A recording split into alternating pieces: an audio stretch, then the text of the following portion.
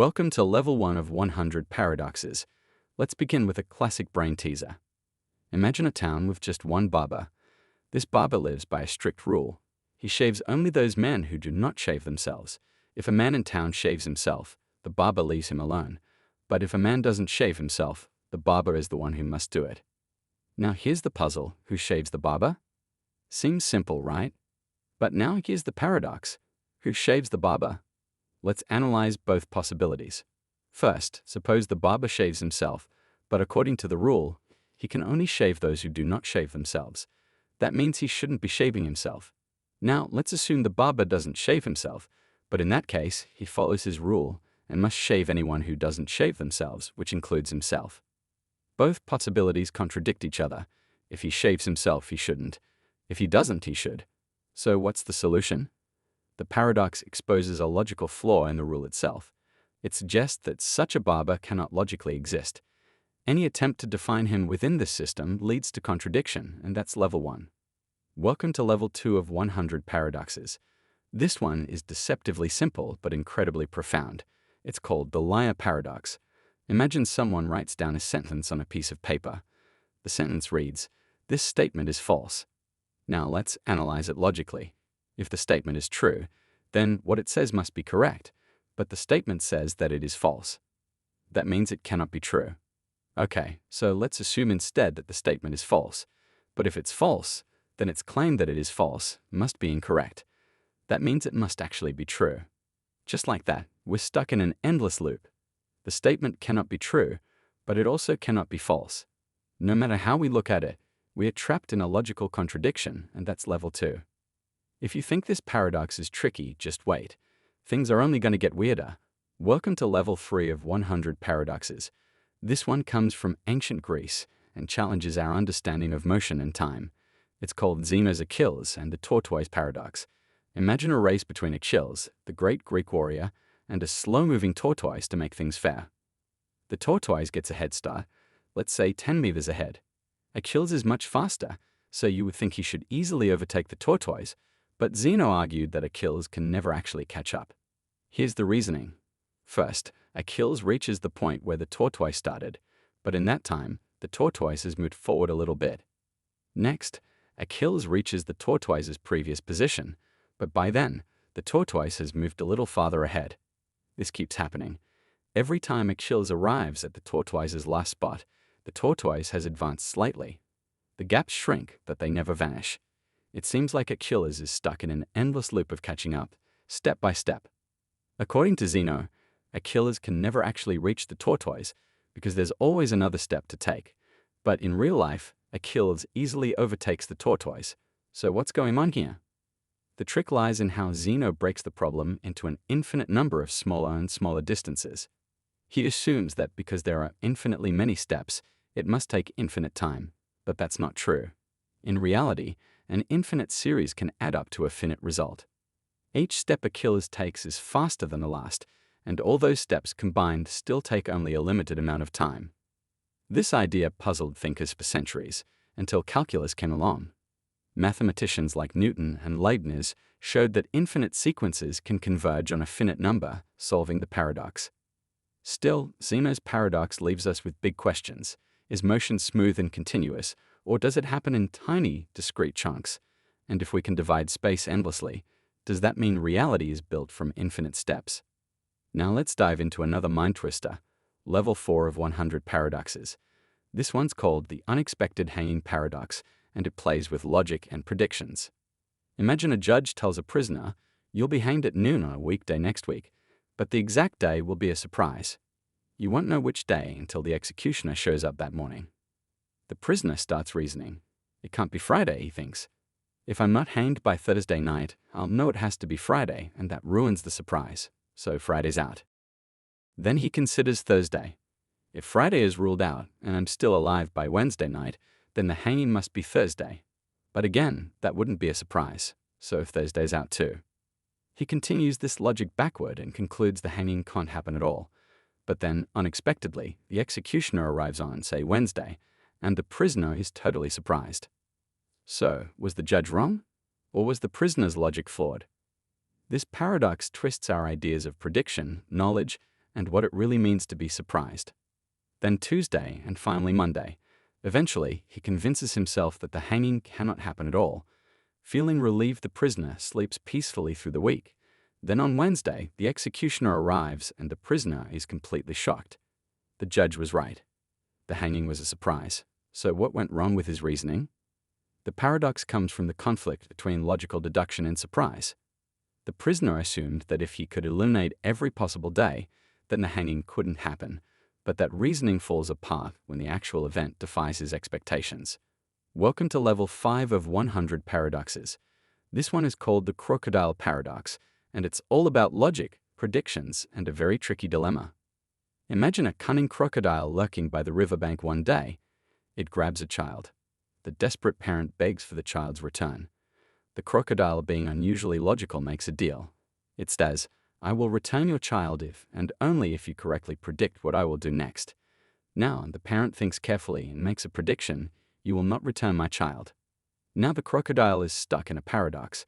If the prediction is correct, then the crocodile must return the child, since that was the deal. But if the crocodile returns the child, then the prediction was actually wrong because the parent said the child would not be returned. On the other hand, if the prediction is wrong, then the crocodile doesn't have to return the child. But that means the prediction was actually correct because the parent said the child wouldn't be returned. The crocodile is now trapped in an endless loop. No matter what it does, it contradicts itself. This paradox plays with self-referential logic, much like the liar paradox. It shows how reasoning that seems logical can lead to contradictions when it involves predictions about itself. Philosophers use paradoxes like this to explore language, logic, and decision-making. It also appears in discussions about contracts, ethics, and even artificial intelligence, because how do you program a system to handle contradictory conditions? Welcome to level 6 of 100 paradoxes. This one is called the ship of Theseus paradox, and it challenges our understanding of identity and change. Imagine an ancient ship, the ship of Theseus, docked in a harbor. Over time, its wooden planks begin to rot, so they're replaced one by one with brand new planks. This process continues for years until eventually, every single piece of wood has been replaced. Now here's the question: is it still the same ship? At first, it seems like the answer is yes. After all, the ship remained the same in form and function. It was just repaired gradually. But let's add a twist. Imagine that someone took all the old discarded planks and reassembled them into a ship identical to the original. Now we have two ships. 1, the ship made from the new planks still sitting in the harbor. 2, the ship made from the original planks now reconstructed elsewhere. Which one is the real ship of Theseus? If the first one is the real ship, that means an object can change all of its parts and still remain the same. But if the second one is the real ship, then that suggests identity is tied to its original materials rather than its continuous existence. This paradox forces us to question what it means for something to remain the same over time. It applies not just to ships, but to people, objects, and even consciousness. For example, every cell in the human body is replaced over time. If all your cells change, are you still the same person? If we could transfer your brain into a different body, would you still be you? The ship of Theseus paradox has been debated by philosophers, scientists, and even neuroscientists studying personal identity. It's also an important question in technology. If we replace every part of a machine, is it the same machine or a completely new one? Welcome to level 7 of 100 paradoxes. This one is called the grandfather paradox, and it's one of the most famous paradoxes in time travel. Imagine you invent a time machine. You decide to go back in time to when your grandfather was young, before he ever met your grandmother. For some reason, you decide to prevent them from meeting, or even worse, you accidentally cause your grandfather's death before he has any children. Now here's the problem. If your grandfather never had children, then your parent was never born. And if your parent was never born, then you were never born. But if you were never born, then how did you go back in time in the first place? This creates a paradox. By changing the past, you erase your own existence. But if you never existed, you could never have gone back in time to change the past in the first place. So what happens? There are several possible explanations that scientists and philosophers have proposed. Time fixes itself. Some theories suggest that history resists change, no matter what you do. Something will always prevent you from altering the past in a way that causes contradictions. Maybe your gun jams, or you get distracted, or events unfold in a way that stops you from affecting your grandfather's future. The many worlds interpretation. Instead of creating a contradiction, your actions create a new timeline or parallel universe where you were never born in your original timeline. Nothing changes, but in the new one, you simply don't exist. You just vanish. If you do succeed in preventing your own birth, some theories suggest you would simply disappear from existence, as if you never existed in the first place. But that brings up another question: if you vanish, we change the past. The grandfather paradox is one of the biggest challenges to theoretical time travel. It suggests that traveling back in time and changing the past might be logically impossible, or at least far more complicated than it seems. This paradox has been explored in movies, books, and scientific discussions, and it's a key argument in the debate over whether time travel could ever be possible. Welcome to level 8 of 100 paradoxes. This one is called the Soroides paradox, also known as the paradox of the heap, and it challenges the way we define vague concepts. Imagine you have a heap of sand made up of millions of grains. Now remove one grain from the heap. It's still a heap right now. Remove another grain. It's still a heap. Keep going, grain by grain. At what exact point does it stop being a heap? If you remove just one grain, it doesn't seem like a heap suddenly disappears. But if you keep removing grains, eventually you'll be left with only one grain of sand, which is definitely not a heap. So where did the heap go? This paradox exposes a problem with vague concepts. Words like heap, bald, or tall don't have clear boundaries. For example, if a man has a full head of hair and starts losing hair one by one, when does he become bald? If a child grows an inch every year, at what exact height does tall begin? Because these concepts are fuzzy, they create logical contradictions. Philosophers have debated solutions for centuries, but there's no clear answer. Some approaches include 1. The sharp cutoff theory. Some argue that even vague terms have hidden exact boundaries, even if we don't know them. Maybe a heap is exactly 1,000 grains of sand or more, and anything less is not a heap. 2. The continuous spectrum. Others argue that concepts like heap and bald exist on a spectrum, and trying to force an exact cutoff is pointless. 3. Supervaluation is a more complex solution, suggests that vague terms can be true in some cases, false in others, and indeterminate in between, depending on context. The Soroides paradox isn't just a word game. It affects law, ethics, and artificial intelligence. How do we define when a person officially becomes an adult? When does a collection of actions become a crime? How does an AI determine the difference between big and small when no clear boundary exists? Welcome to level 9 of 100 paradoxes. This one is called the omnipotence paradox, and it challenges the very idea of unlimited power. Imagine a being that is all-powerful, a being that can do anything. Now here's the paradox. Can this being create a rock so heavy that it cannot lift it? Let's break it down. If the being can create such a rock, that means there is something it cannot do, lift the rock. But if it cannot create the rock, then there is also something it cannot do, create the rock in the first place. Either way, there is something it cannot do, which contradicts the definition of omnipotence. This paradox has been debated for centuries in philosophy, theology, and logic. It raises the question, what does it mean to be all-powerful? Some philosophers attempt to resolve the paradox in different ways. 1. Redefining omnipotence. Some argue that omnipotence doesn't mean the ability to do the logically impossible. Just as a square circle can't exist, an all-powerful being wouldn't need to create a rock. It can't lift because the question itself is nonsensical. 2. The self-limitation theory. Others argue that an omnipotent being could choose to limit its own power, meaning that creating such a rock is possible, but lifting it would be voluntarily impossible. The omnipotence paradox ties into deep questions about the nature of power, logic, and even the structure of reality. If true omnipotence creates contradictions, does that mean even power must obey logic? And if so, is logic itself more fundamental than power? Welcome to level 10 of 100 paradoxes. This one is called the Raven paradox, and it challenges the way we think about evidence and logic. Imagine a simple scientific statement. All ravens are black. At first, this seems easy to test if you observe a black raven that confirms the statement, right? But what about other things like a red apple? Here's where the paradox begins. According to logic, the statement all ravens are black is equivalent to saying everything that is not black is not a raven. This means that if you see a red apple, it is technically confirming that non-black things are not ravens, which in turn seems to support the idea that all ravens are black. So does seeing a red apple actually provide evidence that all ravens are black? That seems absurd, but logically it follows. This paradox was introduced by philosopher Carl Gustav Hempel, and it reveals a strange problem in how we define scientific confirmation. Normally, we think of evidence as something that directly supports a claim, but in this case, a completely unrelated object, a red apple, somehow becomes evidence about ravens.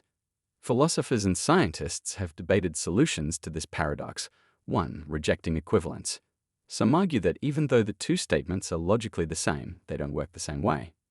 In real-world reasoning, seeing a single red apple doesn't really tell us anything about all ravens. 2. Bayesian probability. Others argue that while a red apple does technically provide evidence, the effect is so tiny that it's practically meaningless compared to actually observing black ravens.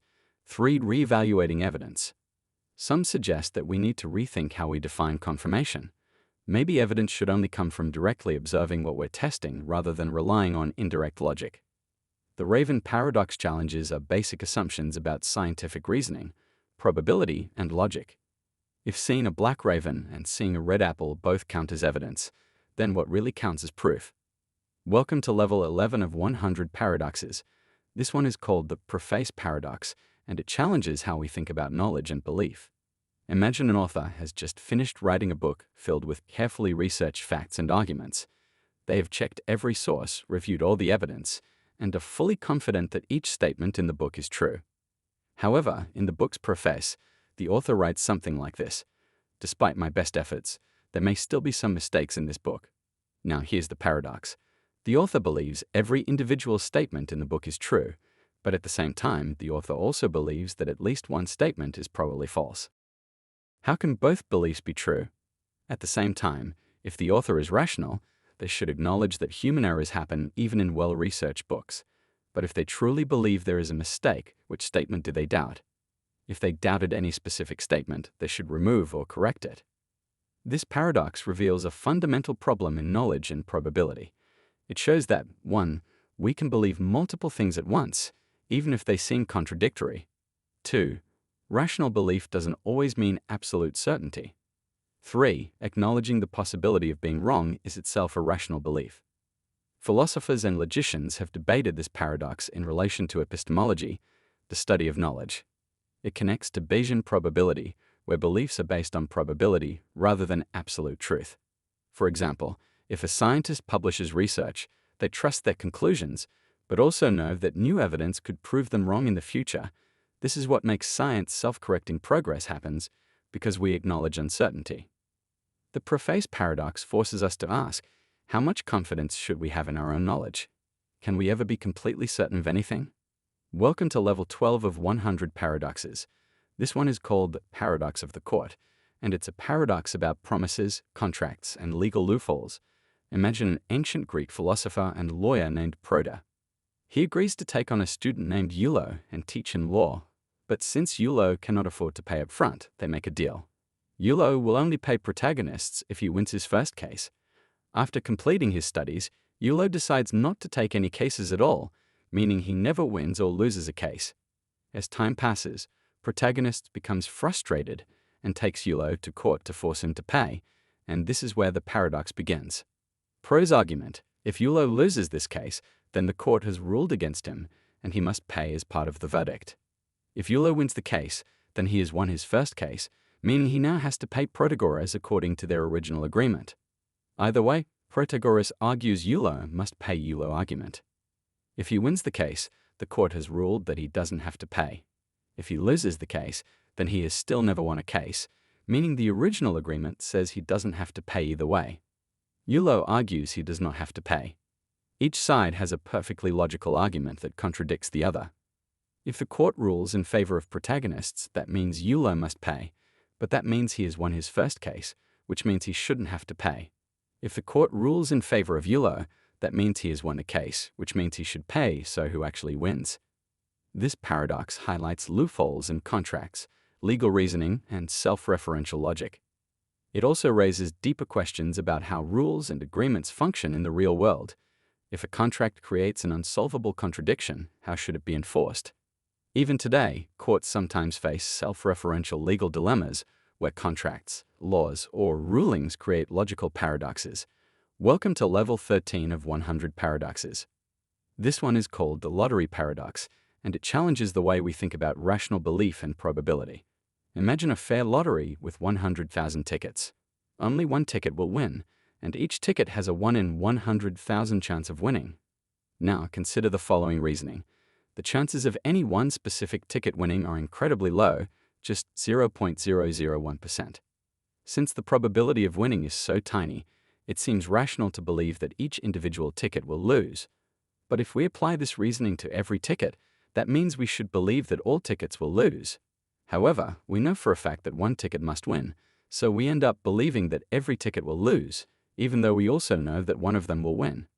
How can we logically believe that each individual ticket will lose while also knowing that one of them must win?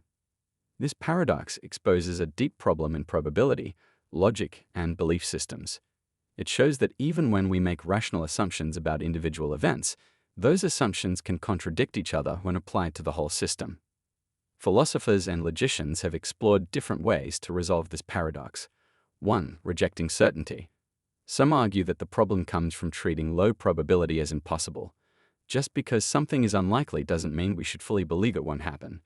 2. Contextual belief. Others suggest that belief isn't just about probability, but also about context. While it's reasonable to doubt each ticket individually, it's also reasonable to believe that one of them will win free probability versus knowledge. Another view is that probability-based beliefs work differently. From absolute knowledge, we can rationally doubt each ticket while still knowing that one will win. The lottery paradox has implications for decision-making, artificial intelligence, and even real-world legal cases. It forces us to ask, what does it mean to believe something? Can we hold beliefs that are individually rational but collectively contradictory? Welcome to level 14 of 100 paradoxes. This one is called the two envelopes paradox, and it challenges the way we think about logic, probability, and making. Imagine you're presented with two envelopes. Inside each envelope is some amount of money, but you don't know how much. You were told that one envelope contains exactly twice as much money as the other. You randomly choose one envelope and open it. Inside you find $100. Now you are given a choice. Keep the $100 switched to the other envelope, which has either $50 or $200. At first, it seems like a 50-50 decision, but let's analyze it further. Since you don't know whether you pick the higher or lower envelope, there are two possibilities. 1. If your envelope contains the smaller amount, $100, the other envelope has $200. 2. If your envelope contains the larger amount, $100, the other envelope has $50. You reason that if you switch, there's a 50% chance. You double your money to $200. There's a 50% chance you lose half and end up with $50. Now let's calculate your expected value. If you switch 50% chance of $200 plus 50%, chance of $50 equals 0.5 times 200 plus 0.5 times 50. Equals 100 plus 25 equals $125. Since the expected value of switching is $125, which is greater than the $100 in your hand, it seems like you should always switch. But here's the paradox. No matter which envelope you start with, the same logic applies. This means that before opening either envelope, you should always plan to switch, but that creates an infinite loop, since if you switch, the same reasoning applies again, meaning you should switch back. So what's wrong with this logic? Mathematicians and philosophers have debated different ways to resolve the paradox. 1. Faulty probability assumption. The mistake comes from assuming a 50% chance that your envelope is the smaller one. In reality, the game isn't structured this way, so the math is misleading. 2. Undefined expectations. The expected value calculation only works if we know how the amounts were chosen. But since the envelopes are chosen arbitrarily, we don't have enough information to apply this formula. 3. No real advantage. Some argue that switching doesn't actually change your odds in a meaningful way, since you always return to the same paradox. The two envelopes paradox reveals flaws in decision theory, probability, and mathematical expectation. It's a great example of how logic that seems sound can lead to absurd conclusions. Welcome to level 15 of 100 paradoxes. This one is called Russell's paradox, and it's a problem that broke mathematics for a while. Imagine you have a list of things. Some lists include themselves and some don't. A grocery list does not include itself, it just lists food. A list of all lists would include itself because it contains every list. Now, let's create a special list, the list of all lists that do not include themselves. Let's ask a simple question. Should this list include itself? If it includes itself, then it doesn't belong in a list, because the rule says it should only contain lists that don't include themselves. If it does not include itself, then it must belong in the list because it fits the rule. No matter what, we end up with a contradiction. The list can't exist without breaking its own rule. This might sound like a word trick, but it actually caused a major crisis in mathematics when Bertrand Russell discovered it in 1901. At the time, mathematicians thought they could neatly organize all of math using sets, which are just groups of things. But Russell's paradox showed that their system had a flaw. Some sets create contradictions just by existing. To fix this, new rules had to be made, and modern math had to be redesigned to avoid this problem. Welcome to level 16 of 100 paradoxes. This one is called the potato paradox, and it's a surprising problem about percentages, weight, and how numbers can trick us. Imagine you have 100 kilograms of potatoes. These potatoes are 99% water by weight, meaning only 1% of their weight is actually solid potato. Now, you leave them out in the sun to dry. After some time they lose water, and now they're only 98% water. Here's the question, how much do they weigh? Now, at first, you might think the potatoes have only lost a little bit of water. Maybe they now weigh 99 kilograms or 98 kilograms, but the actual answer is shocking. The potatoes now weigh only 50 kilograms. How is that possible? Let's break it down. Originally, the potatoes were 99% water, meaning the solid potato part made up 1% of 100 kilograms. That means the solid potato part weighed 1 kilogram, and the rest 99 kilograms was just water. Now, after drying, the solid part is still 1 kilogram, but now it makes up 2% of the total weight instead of 1%. So if 1 kilogram is now 2%, then the total weight of the potatoes must be 50 kilograms because 1 kilogram is 2% of 50 kilograms. This paradox happens because percentages don't always behave the way we expect. When the water content decreases from 99% to 98%, it seems like a small change, but the actual amount of water lost is huge. The potato paradox is a great example of why we have to be careful when working with percentages, proportions, and assumptions. Even when the math is correct, the results can be completely unintuitive. Welcome to level 17 of 100 paradoxes. This one is called the arrow paradox, and it challenges how we think about motion and time. Imagine an archer shooting an arrow. The arrow flies through the air moving toward its target. Now, let's freeze time for a moment and look at the arrow at a single instant. At that exact moment, the arrow is motionless. It isn't moving forward or backward. It's just they're occupying a single point in space. Now, imagine doing this at every single instant in time. At every moment, the arrow is just frozen in place. So if the arrow is never actually moving at any instant, then how does it move at all? This is Zeno's arrow paradox, created by the ancient Greek philosopher Zeno of Elea. He argued that motion is an illusion because at any single moment in time, an object is standing still. If it's always standing still, then it never actually moves. Of course, in reality, we know the arrow does move, but this paradox shows a strange problem when we try to break time into infinitely small moments. Philosophers and scientists have tried different ways to solve this paradox. 1. Calculus and limits. Modern mathematics, especially calculus, explains that motion is the result of an infinite number of tiny changes over time. Even though the arrow is still in any instant, its position changes over many instants. 2. Quantum physics. Some physicists suggest that time may not be continuous, but comes in tiny indivisible units, so objects don't move smoothly, but at incredibly small jumps. 3. Time as a process. Another view is that time isn't just a series of frozen moments, but a flowing process, and trying to divide it into single points misses the bigger picture. The arrow paradox forces us to ask, what is motion really?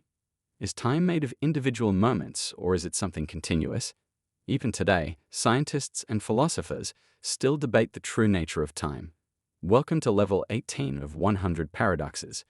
This one is called the whole paradox, and it challenges how we think about the existence of nothing. Imagine you dig a hole in the ground. The hole is definitely there.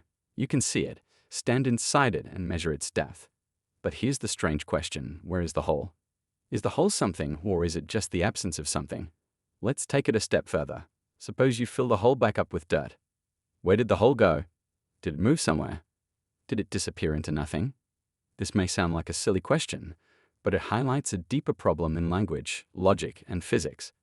We talk about holes as if they are objects, but really they are just empty space, a lack of something rather than a thing itself. Philosophers and scientists have debated what it means for something to exist if it's really just an absence of something else. The hole paradox connects to many deep questions. Why are holes real objects? Some argue that holes are not things themselves. They are just gaps in something else. A donut has a hole, but the hole isn't a separate object. It's just an empty part of the donut. 2. Do holes move if you take a piece of cheese with holes in it and move the cheese? Did the holes move too, or did they stay in the same place, and the cheese just moved around them? 3. Does nothing exist in physics? Space itself is often described as empty, but quantum mechanics tells us that even empty space has energy fluctuations and virtual particles appearing and disappearing. If nothingness is always filled with something, then does nothing even exist? The whole paradox makes us question how we define absence, emptiness, and reality itself. It might seem like just a fun word puzzle, but it actually connects to deep ideas in physics, philosophy, and mathematics. Welcome to level 19 of 100 paradoxes. This one is called Moore's paradox, and it's about a strange contradiction in how we express beliefs. Imagine someone says it is raining, but I don't believe it is raining. Something feels off, right? The sentence isn't a contradiction in pure logic. Both parts could be independently true. It could be raining. The person could genuinely not believe it's raining, but when put together, the sentence feels impossible to sincerely say. This is Moore's paradox, named after philosopher G.A. Moore, who noticed this strange problem in belief and language. Normally, when we state a fact, we assume we also believe it, but in this case, the speaker is claiming something while also denying that they believe it. It gets even weirder when we apply it to knowledge. I know this is true, but I don't believe it. How can you know something and not believe it at the same time? Doesn't knowing something require belief? Philosophers have debated possible explanations for Moore's paradox. 1. Belief and assertion are linked. Some argue that when you assert something, you're also implying that you believe it. Saying something while denying belief creates a hidden contradiction, 2 self-defeating statements. Others suggest that statements like this are self-defeating because they break the normal way language works. Even if the sentence is logically possible, it goes against how humans communicate. 3. Cognitive dissonance. Moore's paradox is similar to cognitive dissonance, where a person holds conflicting beliefs. For example, someone might say, smoking is bad for me, but I don't believe it will hurt me. This paradox reveals that our minds don't always follow strict logic. Moore's paradox is important in philosophy, psychology, and artificial intelligence. If we ever create AI that thinks like humans, will it also struggle with paradoxes of belief? Can a machine say, I know the answer, but I don't believe I know it? Welcome to level 20 of 100 paradoxes. This one is called the twin paradox, and it's a mind-bending problem from Einstein's theory of relativity that challenges our understanding of time. Imagine 2 identical twins, Alice and Bob. Alice stays on Earth while Bob travels into space on a high-speed rocket, moving close to the speed of light.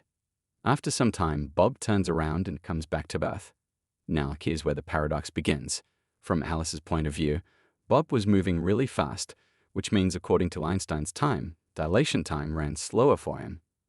So when Bob returns, he should be younger than Alice, but from Bob's point of view, it was Alice and Earth that were moving fast while he stayed still in his own frame of reference. So shouldn't that mean Alice's time slowed down, making her the younger one? Instead, each twin sees the other's clock moving slower. So, when they reunite, who is actually younger? This seems like a contradiction, but here's the resolution. The paradox is only an illusion because the situation is not truly symmetrical. Bob experiences acceleration and deceleration when turning his spaceship around, while Alice remains in a single unaccelerated frame of reference. The acceleration breaks the symmetry of their experiences. The actual result, confirmed by real experiments, is that Bob will be younger than Alice when he returns. The faster he traveled and the longer he was gone, the greater the difference. This is a real effect of time dilation and has been observed with high-speed particles in physics experiments. Welcome to level 21 of 100 paradoxes. This one is called the paradox of self-amendment, and it raises a strange question about rules, laws, and logic. Imagine a legal system where there is a supreme law that says this law can only be changed if a majority agrees to change it. So far, that seems reasonable, but now suppose the majority votes to change the rule itself so that future laws can be changed without needing a majority. Here's the paradox. If the rule is truly unchangeable unless a majority agrees, then it should not be able to change itself. But if a majority does change it, then it proves that the rule was never truly unchangeable to begin with. This paradox appears in legal systems, constitutions, and philosophy. Some laws or rules claim to be fundamental and unchangeable, but if they can be changed by the very system they created, then are they truly absolute? This also applies to logic itself. What happens if we create a logical system with a rule that says this rule cannot be changed? Can the system change its own rules? If it can, then the rule wasn't unchangeable. If it can't, then what happens if we need to fix a contradiction within the system? There are different ways to think about this paradox. 1. Hierarchical laws.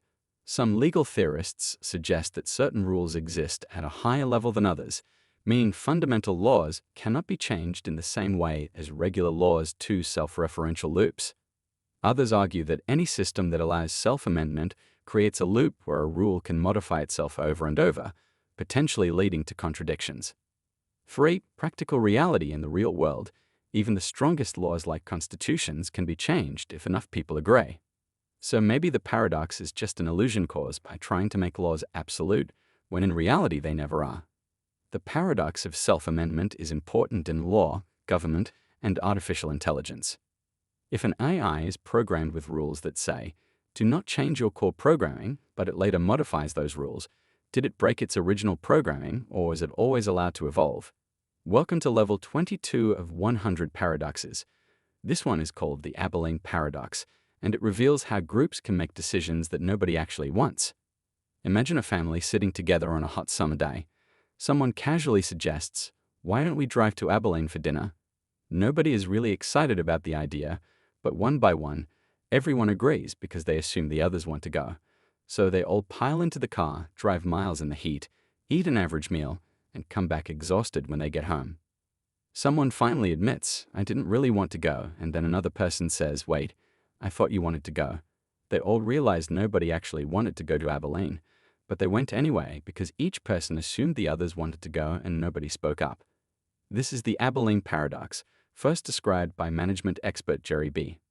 Harvey. It happens when groups make decisions that go against what individuals actually want, all because everyone assumes that others want it and nobody wants to be the one to disagree. This paradox appears everywhere in business meetings where a bad idea gets approved because nobody wants to speak against it. In social situations where people agree to plans, they secretly dislike in politics where policies are passed because everyone assumes they're popular when they're actually not. But why does this happen? There are a few reasons. Fear of conflict. People don't want to be the one to disagree, so they stay silent. Assumption of agreement. Everyone assumes others support the idea even if they don't desire to fit in. Nobody wants to be the outsider who questions the group's decision. The solution: encourage open and honest communication. If just one person had spoken up in the Abilene story, the whole group would have avoided a pointless trip. Welcome to level 23 of 100 paradoxes. This one is called the paradox of tolerance, and it's about whether a truly tolerant society can allow intolerance. Imagine a society that values free speech and open-mindedness. It believes in accepting all viewpoints, even those that it disagrees with. Now, suppose an intolerant group rises within this society. They spread ideas that reject tolerance itself, calling for the oppression or elimination of others. Here's the paradox. If society tolerates this intolerant group, the group may grow in power and eventually destroy tolerance itself. But if society chooses to not tolerate this group, then it is acting tolerantly, which seems to go against its own values. So should a tolerant society tolerate intolerance? This paradox was first described by the philosopher Karl Popper in 1945. He argued that unlimited tolerance leads to the destruction of tolerance. We allow those who want to destroy tolerance to spread unchecked. They will eventually succeed in eliminating tolerance entirely. Tolerance must have limits. A truly tolerant society must be intolerant of intolerance when it threatens others. Freedom is not absolute. Just as freedom of speech does not mean freedom to incite violence, tolerance does not mean allowing ideas that seek to destroy tolerance itself. The paradox of tolerance appears in real-world issues in politics when extremist groups use free speech to push ideas that eliminate the freedoms of others in social media. When hateful ideologies spread under the guise of open discussion in laws and human rights, where governments must decide when to protect speech and when to intervene. So, where do we draw the line? Should we allow intolerance no matter what in the name of free speech, or should we set limits to protect tolerance itself? Welcome to level 24 of 100 paradoxes. This one is called Baron's Ass, and it's about decision-making free will and why too much logic can lead to inaction. Imagine a donkey standing exactly between two identical piles of hay. The donkey is perfectly rational. It always chooses what is best for itself. Here's the problem. Both piles of hay are exactly the same distance away. Both piles are equally big and fresh. The donkey has no logical reason to prefer one over the other. So what happens? Since the donkey can't decide between them, it never moves and eventually starves to death, even though food is right in front of it. This is Bean's Ass paradox, named after the philosopher Jen Radin. It shows a flaw in the idea that rational beings always make the best decisions, because if two choices are truly equal, rationality alone may not be enough to decide. This paradox applies to real-life decision-making in many ways. In business, when companies get stuck, choosing between two equally good strategies, and fail to act in everyday life when people can't decide what to eat, what movie to watch, or which job to take and end up doing. Nothing in artificial intelligence, where an AI might get stuck in an endless loop when faced with two equal options. So how do we solve this paradox? One random choice. In real life, people and animals don't always rely on logic alone. If we're stuck between two equal choices, sometimes we just pick one randomly and move forward. 2. External influence. In reality, even when things seem equal, tiny differences influence our decisions, like a slight movement of the wind, a moment of instinct, or an unconscious bias. 3. Free will. Some argue that this paradox highlights the importance of free will, the ability to choose without needing a logical reason. If free will exists, we don't need perfect reasoning to make decisions. Burton's Ask teaches us an important lesson. Overthinking and waiting for the perfect choice can lead to doing nothing at all. Sometimes it's better to just decide and move forward. Welcome to level 25 of 100 paradoxes. This one is called the paradox of free will, and it challenges whether we truly have the ability to make choices. Let's start with a question. Are you really in control of your actions? At first, it seems obvious. Of course, you can decide what to do. You can choose what to eat, where to go, or what to say next. But when we look deeper, things get complicated. The paradox comes from a conflict between two ideas. One, determinism. This is the idea that everything happens because of cause and effect. Every event is the result of previous conditions, including your thoughts and actions. Everything is determined by what came before it. Then your choices aren't truly free. They were already set in motion by past events. 2. Free will. On the other hand, we feel like we make decisions. We experience choice, which seems to suggest that we are not completely controlled by the past. Here's where the paradox forms. If everything is determined, then free will is an illusion. If free will exists, then our choices must be happening without being fully determined by past events. But if a choice isn't caused by anything, isn't it just random instead of truly free? This paradox has led to centuries of debate in philosophy, science, and even neuroscience. Different thinkers have tried to resolve it in different ways. 1. Hard determinism. Some argue that free will is completely an illusion. Your brain is just following physical laws, and every decision you make was actually decided before you were even aware of it. 2. Libertarian free. Will others argue that not everything is determined? Conscious beings have a special kind of decision-making ability that is not completely controlled by the past coism. Some believe that free will and determinism can work together even if your actions are caused by previous events. As long as they come from your own desires and reasoning, they can still be considered free. The paradox of free will also connects to neuroscience. Some studies suggest that your brain makes decisions before you are even conscious of them, raising the question. If your brain acts before you're aware of it, are you really choosing at all?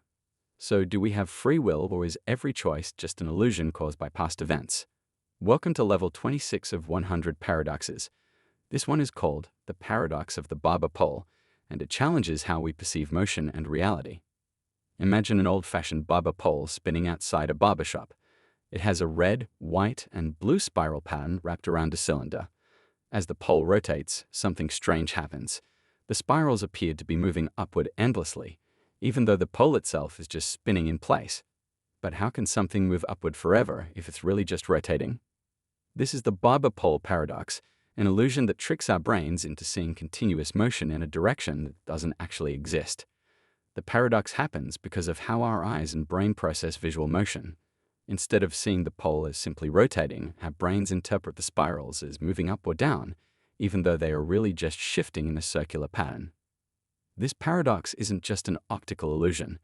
It has real implications in science and technology. 1. Film and animation. This effect is similar to how wheels in movies sometimes look like they're spinning backward when filmed at a certain speed.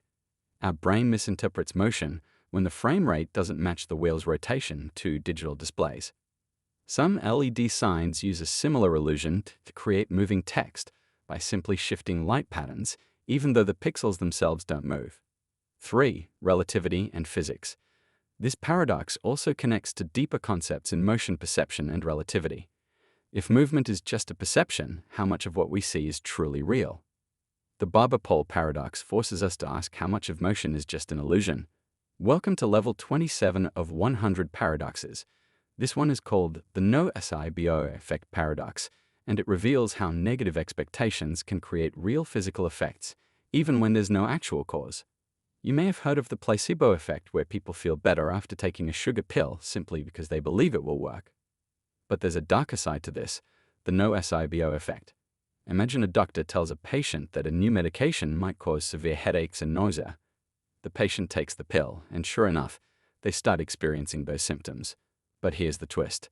The pill was just a sugar pill with no active ingredients. Their symptoms were real, but they were caused purely by expectation and belief, not by anything physical in the pill itself. Here's where the paradox comes in. If someone believes something harmless will hurt them, and their body reacts as if it's real harm, then what actually caused the suffering? If pain can be created by belief alone, then does that mean our thoughts have more power over our health than we assume? And if negative beliefs can cause harm, then do we need to protect people from harmful ideas just as much as physical dangers? The nocebo effect has been scientifically studied, and its effects are measurable. Some real-world examples include fake allergies. People who believe they are allergic to certain foods sometimes experience real symptoms even when they unknowingly eat something safe. Electromagnetic sensitivity. Some people report severe symptoms from Wi-Fi or cell phone signals, but studies show they react even when no signal is present. Medical side effects. Patients warned about possible drug side effects are more likely to experience them even when given a placebo. So how do we deal with this paradox? 1. Mind over matter. Some argue that this proves our minds have a powerful role in our health, and we should be careful about what we believe. 2. Ethical dilemmas. Should doctors avoid telling patients about possible side effects to prevent the nocebo effect? Or is full honesty more important even if it harms the patient? 3. The power of suggestion. If simply believing something can make us sick, then how many other ways does belief shape our reality? Welcome to level 28 of 100 paradoxes. This one is called the prisoner's dilemma, and it's one of the most famous paradoxes in game theory, psychology, and economics. Imagine two criminals, Alice and Bob, are caught by the police and placed in separate rooms for interrogation. The police don't have enough evidence to convict them of the main crime, so they offer both prisoners the same deal. If one confesses betrays while the other stays silent, cooperates, the betrayer goes free. While the silent one gets 10 years in prison. If both betrayed each other, they each get 5 years in prison. If both stay silent, they each get only 1 year in prison for a minor offense. Neither prisoner knows what the other will do. What's the best choice? Here's the paradox. If Alice believes Bob will stay silent, she should betray him to go free. If Alice believes Bob will betray her, she should also betray to avoid the worst-case scenario. Bob goes through the exact same reasoning. So even though the best outcome is for both to stay silent, only 1 year in prison each, the logical choice for both is to betray, leading to 5 years in prison, each, which is worse for both of them. This is the prisoner's dilemma, a paradox where the rational decision leads to a worse outcome than cooperation. This paradox appears everywhere. In real-life business rivalries, two companies could keep prices high and make more profit together, but both fear the other will lower prices first, leading to a price war. Arms races. If two countries both limit their nuclear weapons, they're both safer. But if one country secretly builds more weapons, the other is at a disadvantage. So both build weapons, making the world more dangerous. Everyday decision: should you help someone knowing they might not help you back? Should you be honest in a relationship? If you fear the other person might lie. There are different ways to solve this paradox. Repetition. If the game is played multiple times, trust can develop, making cooperation more likely. This is why businesses and countries sign long-term agreements instead of competing aggressively. Altruism versus self-interest. Humans aren't purely rational. We value trust, fairness, and relationships, which sometimes override selfish decisions, changing the reward system. If incentives are structured differently, cooperation can become the logical choice. This is why laws, contracts, and social norms exist. The prisoner's dilemma forces us to ask, if acting in self-interest leads to worse outcomes, then what does it really mean to make a rational decision? Welcome to level 29 of 100 paradoxes. This one is called Newcomb's paradox, and it's a mind-bending problem about free will prediction and decision-making. Imagine a super-intelligent being, let's call it Omega, that can predict the future with perfect accuracy. It sets up a simple game with you in front of you or two boxes. Box A always contains $1,000. Box B contains either $1 million or nothing, depending on Omega's prediction. You have two choices. Take only Box B1 boxing. Take both Box A and Box B2 boxing. Here's the twist. If Omega predicted that you would take only Box B, it put $1 million in it. If Omega predicted that you would take both boxes, it left Box B empty. The paradox is which choice makes the most sense. The logical argument for two boxing Box B already contains or doesn't contain $1 million. Your choice can't change what's inside the box, so you should take both boxes to guarantee at least $1,000. The logical argument for one boxing Omega is never wrong. If it predicted you would one box, it placed $1 million inside Box B. If it predicted you would two, Box B is empty. So the only way to win big is to take only Box B. Here's the paradox. 2. Boxing feels logical in the present because what's inside the box is already set. 1. Boxing feels logical in the past because if Omega truly predicts the future, your decision was already made before you even thought about it. This paradox is used to debate free will and determinism. If Omega's prediction is always correct, do you really have a choice, or is your decision already determined? Newcomb's paradox also appears in real-life decision-making, trust, and reputation. If people believe you act fairly, they treat you better in return. But if you only act fair when it benefits you, you lose trust. Investing in risk-taking, do you trust the long-term rewards of patience, or do you grab short-term gains? Artificial intelligence. If AI can predict human behavior, should we act differently knowing we are being predicted? So what would you do? Would you take only Box B and trust the prediction, or take both boxes and maximize your guaranteed money? Welcome to level 30 of 100 paradoxes. This one is called the birthday paradox, a surprising probability puzzle that defies intuition. Imagine you walk into a room filled with random people. You wonder what are the chances that at least two people have the same birthday. Your first instinct might be that the odds are really low. After all, there are 365 days in a year, and birthdays should be evenly spread out, right? But here's the shocking truth. With just 23 people, there's already a 50% chance that at least two people in the group share a birthday. With 57 people, the probability jumps to 99%. That seems way too high. So what's happening here? The explanation, the trick is that we're not just comparing each person's birthday to one other person. We're comparing every person to every other person. If you were only checking your birthday against the group, the chance of a match would be low. But in a room of 23 people, there are 253 unique pairs of people who could have the same birthday. With so many chances for a match, the probability adds up fast. Real-world applications, the birthday paradox isn't just a cool math trick. It has serious applications in cybersecurity, data science and forensics, hacking and cryptography.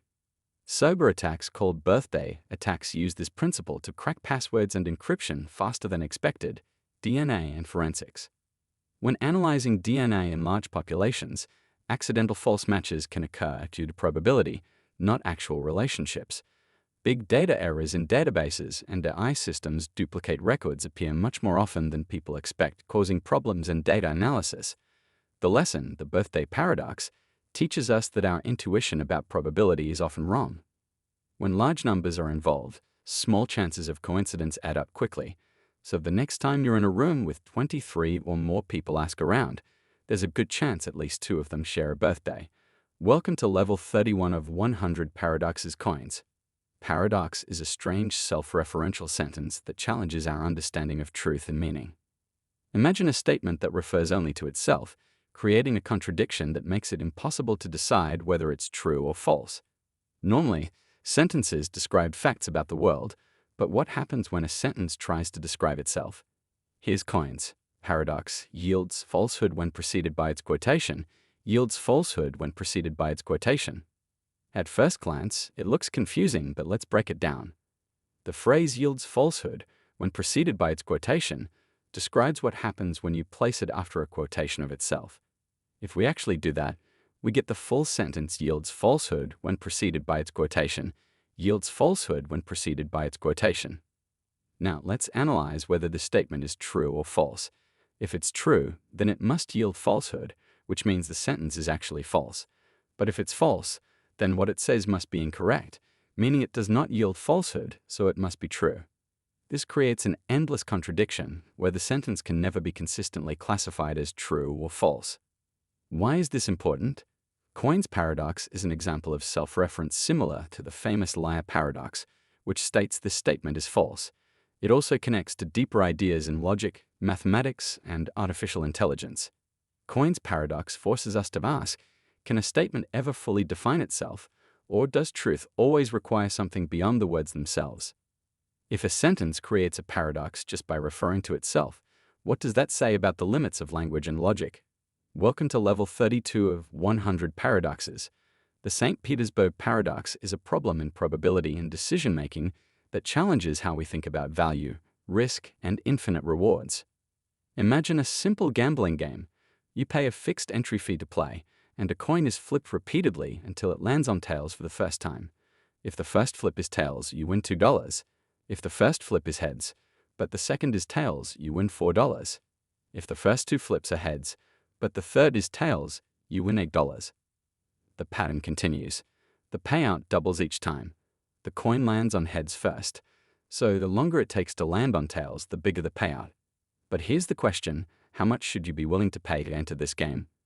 Logically, you'd expect to pay an amount equal to the game's expected value, which is calculated by adding up the probabilities of all possible outcomes. 50% chance to win $2 expected value equals 125% dollars chance to win $4. Expected value equals $1, 12.5% chance to win $8. Expected value equals 1, 6.25% dollars chance to win $16. Expected value equals $1, and so on. If you keep adding these probabilities, the sum goes to infinity. That means, in theory, this game has infinite expected value, meaning a rational person should be willing to pay any amount to play. Even $1,000, $10,000, or $1 million should be a good deal because the expected value is technically infinite. But here's the paradox. In real life, nobody would pay anywhere near that much. Most people wouldn't even pay $20 to play. Why? Here are some possible explanations diminishing marginal utility. In reality, the more money you have, the less valuable each additional dollar becomes. Winning $1 million is life-changing, but winning $1 billion doesn't feel 1,000 times better. Risk aversion, the most likely outcome is that you win just a small amount. So people instinctively don't want to gamble a large amount for a tiny chance at a huge reward. Time and practicality. The game assumes infinite money and infinite time. But in the real world, no casino would offer an unlimited payout, and no one wants to sit flipping a coin for eternity. Why does this matter? The St. Petersburg paradox challenges the idea that people make purely logical decisions based on expected value. It reveals why real-world choices depend on psychology, personal wealth, and risk perception, not just raw probability. This paradox is important in economics, gambling, and investment strategies. It forces us to ask if rational decision-making leads to absurd conclusions. What does it really mean to make a smart choice? Welcome to level 33 of 100 paradoxes. Curry's paradox is a strange and unsettling paradox in logic that suggests you can use a seemingly harmless statement to prove anything you want. No matter how absurd the setup, imagine you write the following sentence. If this statement is true, then 2 plus 2 equals 5. Let's analyze this step by step. The statement begins with if this statement is true, which means that if we assume the statement is true, then whatever follows must also be true. The second part of the statement is then 2 plus 2 equals 5, which is obviously false in normal mathematics, the paradox. Now, let's assume the sentence is true. If it's true, then the condition in the first part is satisfied, meaning the second part must also be true. So 2 plus 2 equals 5 would be true, which is clearly wrong. But here's the trap. There's no contradiction in the statement itself. The logic seems to hold, and yet we end up proving something that is completely false. This means that if Curry's paradox were valid, we could use it to prove anything that unicorns exist.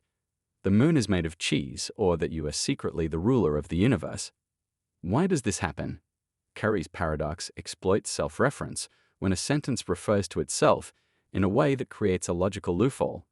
It's similar to the liar paradox and Russell's paradox, where statements that talk about themselves break the normal rules of truth.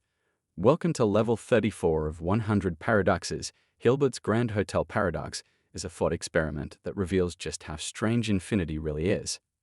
Imagine a hotel with infinite rooms, all of which are completely full. Every room has a guest. Now, suppose a new guest arrives and asks for a room. Normally, in a fully booked hotel, you'd have to turn them away. But here's where infinity behaves. In unexpected ways, the hotel manager comes up with a simple solution. He asks each guest to move one room number higher. The guest in room 1 moves to room 2. The guest in room 2 moves to room 3, and so on. This shift frees up room 1, and the new guest can now stay. Even though the hotel was already full, it somehow made space for another person. Now let's take it a step further. What if an infinite number of new guests arrive? The manager tells each current guest to move to the room number that is twice their current number. The guest in room 1 moves to room 2. The guest in room 2 moves to room 4. The guest in room 3 moves to room 6, and so on. Now all the odd-numbered rooms are empty, creating infinite space for the infinite new guests. This paradox, first proposed by mathematician David Hilbert, shows that infinity doesn't work the way we expect. Unlike finite numbers, infinity is never full. You can add to it, rearrange it, or even double it, and it still remains infinite. This concept is critical in mathematics, physics, and even computing. It helps scientists understand black holes, the expansion of the universe, and how to process vast amounts of data. And welcome to level 35 of 100 paradoxes. The bootstrap paradox is a mind-bending time travel paradox that challenges our understanding of cause and effect. It asks a simple but unsettling question. Where did something originally come from? Imagine a famous musician, Alex, who grew up idolizing a legendary song. One day, Alex invents a time machine and decides to travel 50 years into the past, bringing along the sheet music for that song. While in the past, Alex hands the music to a young unknown musician who then publishes it. Over time, the song becomes famous, inspiring generations, including Alex, who eventually hears it, learns to play it, and later travels back in time to give it to the young musician. So who actually wrote the song? It exists, but it was never truly created. Instead, it endlessly loops through. Time passed from the future to the past with no point of origin. This is the bootstrap paradox, named after the idea of pulling yourself up by your own bootstraps, which is impossible. This paradox isn't just a fun science fiction concept. It presents a real problem in causality and logic. Normally, everything has a cause, but in a bootstrap paradox, something exists without ever being created. Welcome to level 36 of 100 paradoxes.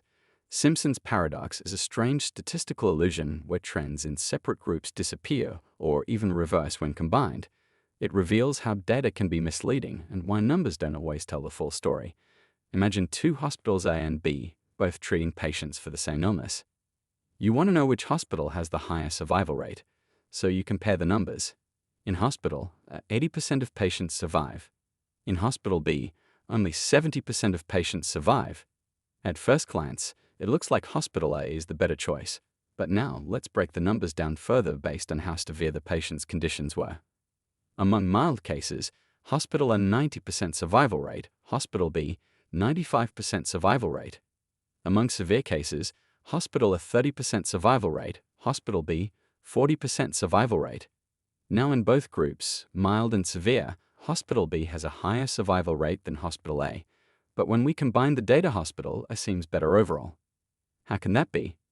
This is Simpson's paradox, and it happens when a hidden factor, like the number of patients in each group, affects the overall outcome. Let's say Hospital A mostly treated mild cases while Hospital B handled more severe ones. Because Hospital B had more high-risk patients, the total survival rate looked lower, even though they actually had better success rates in both categories. This paradox isn't just a statistical trick, it has real-world consequences, medicine and healthcare. A new drug may seem more effective overall, but when broken down by age or health condition, it could actually be worse. For certain groups, education and testing, a school might have lower average test scores, but when divided by student background, it might actually outperform other schools in every category. Hiring and bias in workplace hiring an employer might seem to favor one group over another, but when looking at different job positions separately, no bias appears. Simpson's paradox teaches us an important lesson. Statistics can be misleading if we don't consider the full context. Sometimes breaking data into groups reveals the truth hidden behind misleading averages. Welcome to level 37 of 100 paradoxes. Benford's law paradox is a strange mathematical rule that reveals an unexpected pattern in numbers, and it's so powerful. It's even used to catch fraud at first. You might think that in any large set of numbers like financial reports, population data, or election results, each digit from 1 to 9 should appear roughly the same amount of times at the beginning of a number. After all, why would certain numbers appear more often than others? But here's the paradox. The number 1 appears as the leading digit way more often than 9.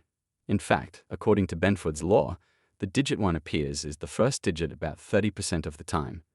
The digit 2 appears about 17.6% of the time. The digits continue decreasing in frequency until 9 appears only about 4.6% of the time. This seems completely counterintuitive. Shouldn't the digits be evenly distributed? Why do small numbers dominate? The reason behind this paradox comes from scaling and exponential growth.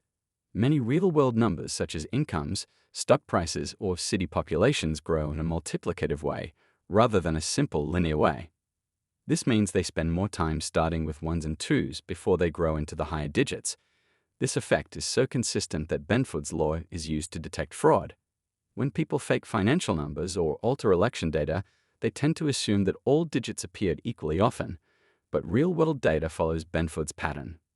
So if the numbers don't match the expected frequency, it can be a sign of manipulation. Benford's law appears in accounting, forensic science, physics, and even social media trends. It forces us to ask, why do numbers behave in such an unexpected way? And if something as simple as the first digit can reveal hidden truths, what else in the world follows hidden patterns we haven't yet discovered? Welcome to level 38 of 100 paradoxes. Berg's paradox is a cosmic mystery that asks a simple but profound question. Why is the night sky dark? At first, this seems obvious. The sun sets, and without its light, the sky becomes dark. But if we think about it from a cosmic perspective, things get strange. If the universe is infinite and filled with an infinite number of stars, then no matter where you look in the sky, your line of sight should eventually hit the surface of a star. Just like how standing in a dense forest means every direction you look eventually lands on a tree, looking at the sky should mean every direction eventually lands on a star. So why isn't the entire night sky as bright as the surface of the sun? This is Berg's paradox, named after the German astronomer Heinrich Alber, who raised the question in the 19th century. If the universe were infinite and eternal, then every part of the sky should be completely lit up with no darkness at all, but the sky is dark, so something must be wrong with our assumptions. There are a few possible explanations. 1. The universe is finite. If the universe isn't infinitely large, then there simply aren't enough stars to light up every point in the sky. 2. The universe is expanding because space itself is stretching the light from distance. Stars gets redshift, meaning their light shifts into infrared or radio waves that are invisible to our eyes. 3. The speed of light limits. What we see, the universe has a finite age, meaning we can only see light from stars whose light has had time to reach us. The farther away a star is, the longer its light takes to arrive, so beyond a certain distance, the stars are effectively invisible. Berg's paradox helped scientists understand that the universe isn't static or eternal. Instead, it had a beginning. It's expanding, and most of the light from ancient stars has been stretched out of the visible spectrum.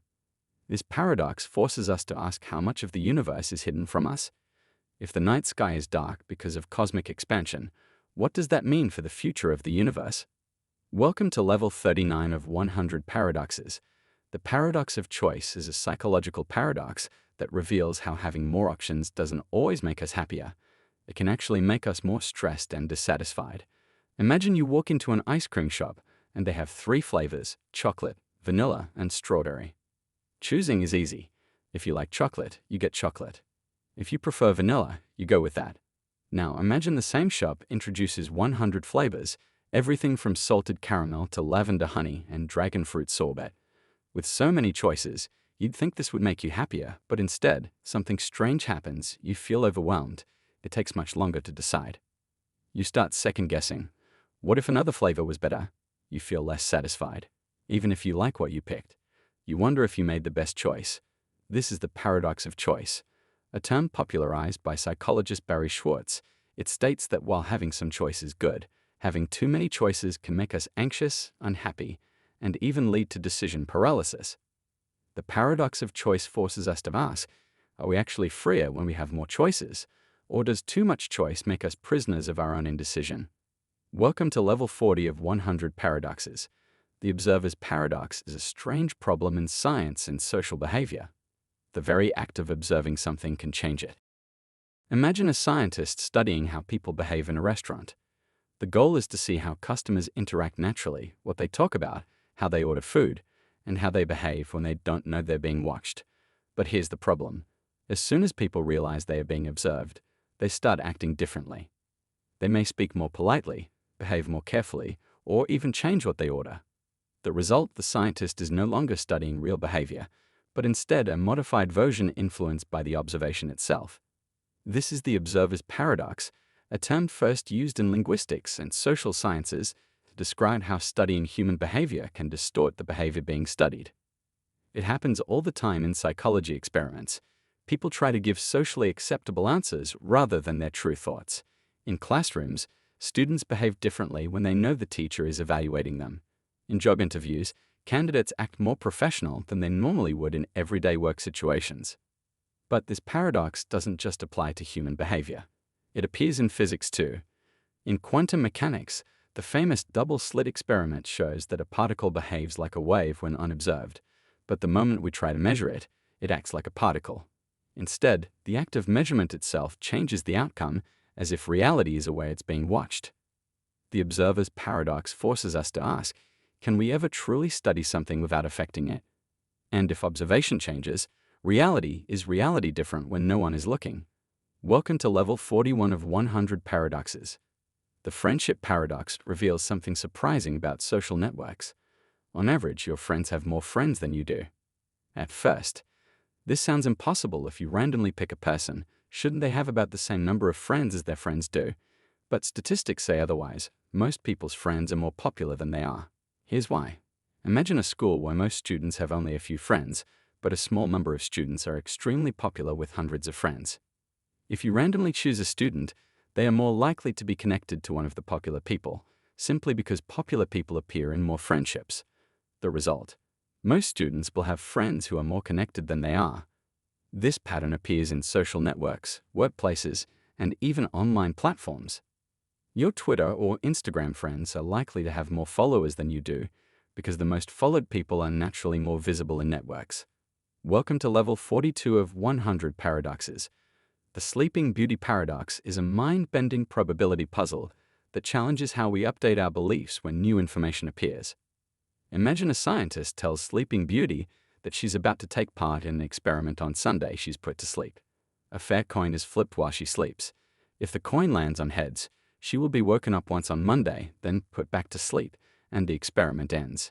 If the coin lands on tails, she will be woken up on both Monday and Tuesday, with her memory erased between awakenings so that both days feel identical to her. Now, on one of these awakenings, Sleeping Beauty is asked, What is the probability that the coin landed on heads? At first, it seems obvious the coin flip was fair, so the probability should be 50%. But here's the paradox. If the coin landed on heads, she experiences one awakening. If the coin landed on tails, she experiences two awakenings. Since she has no memory of her past awakenings, she finds herself in a scenario that is twice as likely if the coin landed on tails than if it landed on heads. Because of this, some argued that the probability of heads should actually be 1/3, not 1/2. This paradox has sparked huge debates in probability theory. The Hella say that the probability should stay 1/2 since the original coin flip was fair, and waking up doesn't change that. The third ERs argue that since Sleeping Beauty experiences the tail scenario twice as often, she should update her belief to 1/3 for heads and 2/3 for tails. Welcome to level 43 of 100 paradoxes.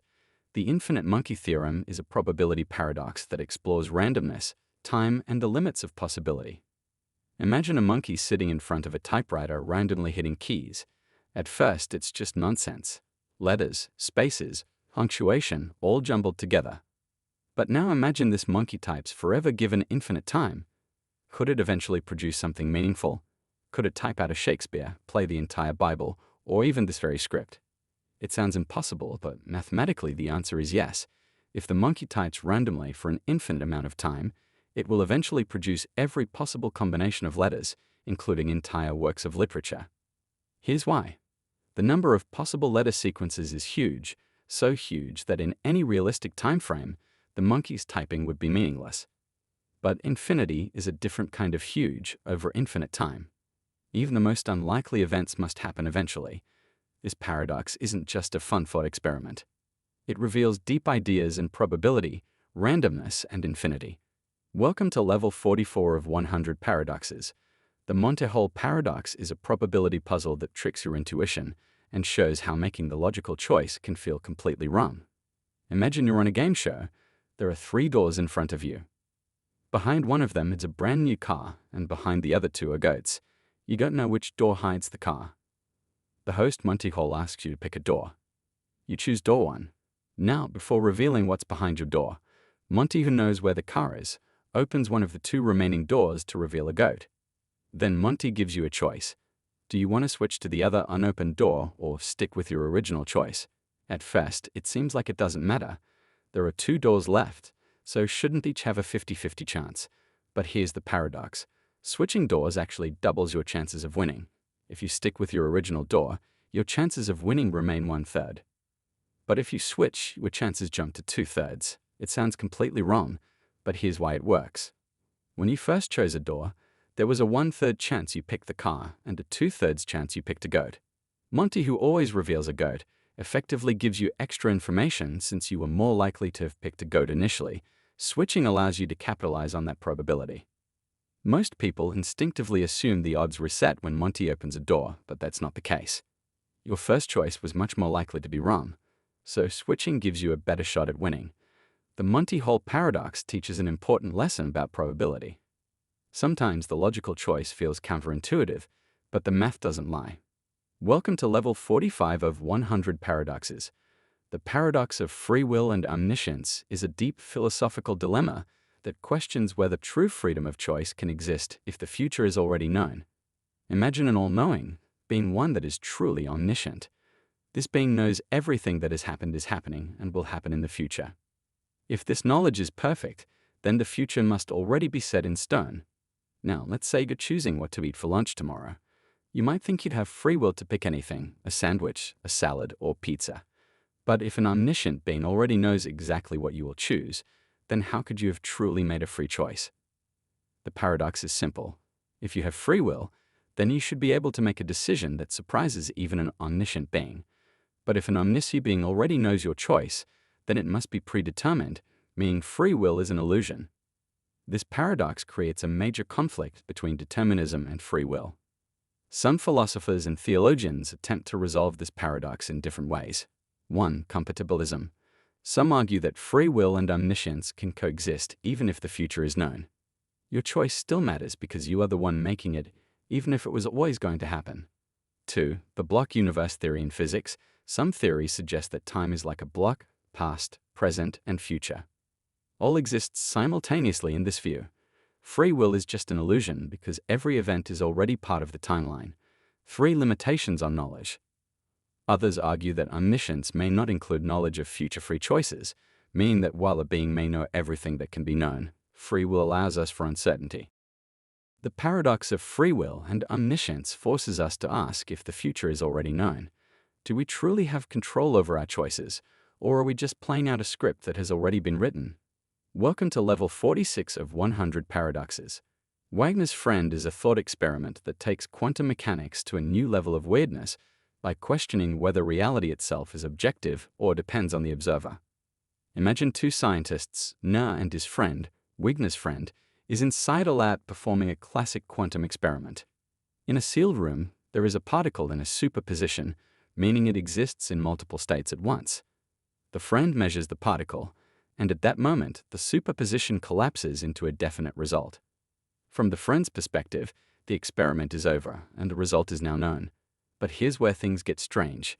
Outside the lab, Wittner has no idea what the result is according to quantum mechanics, until he opens the door and observes his friend. The entire lab, including the friend, and the measurement should still be in a superposition. From Wagner's perspective, his friend hasn't actually seen a result yet. The entire lab exists in an undefined quantum state. This creates a paradox. The friend inside the lab believes reality has collapsed into a single outcome. Wagner, standing outside, still treats the whole experiment as if it's in superposition. So which one is right? Does reality depend on who is observing it?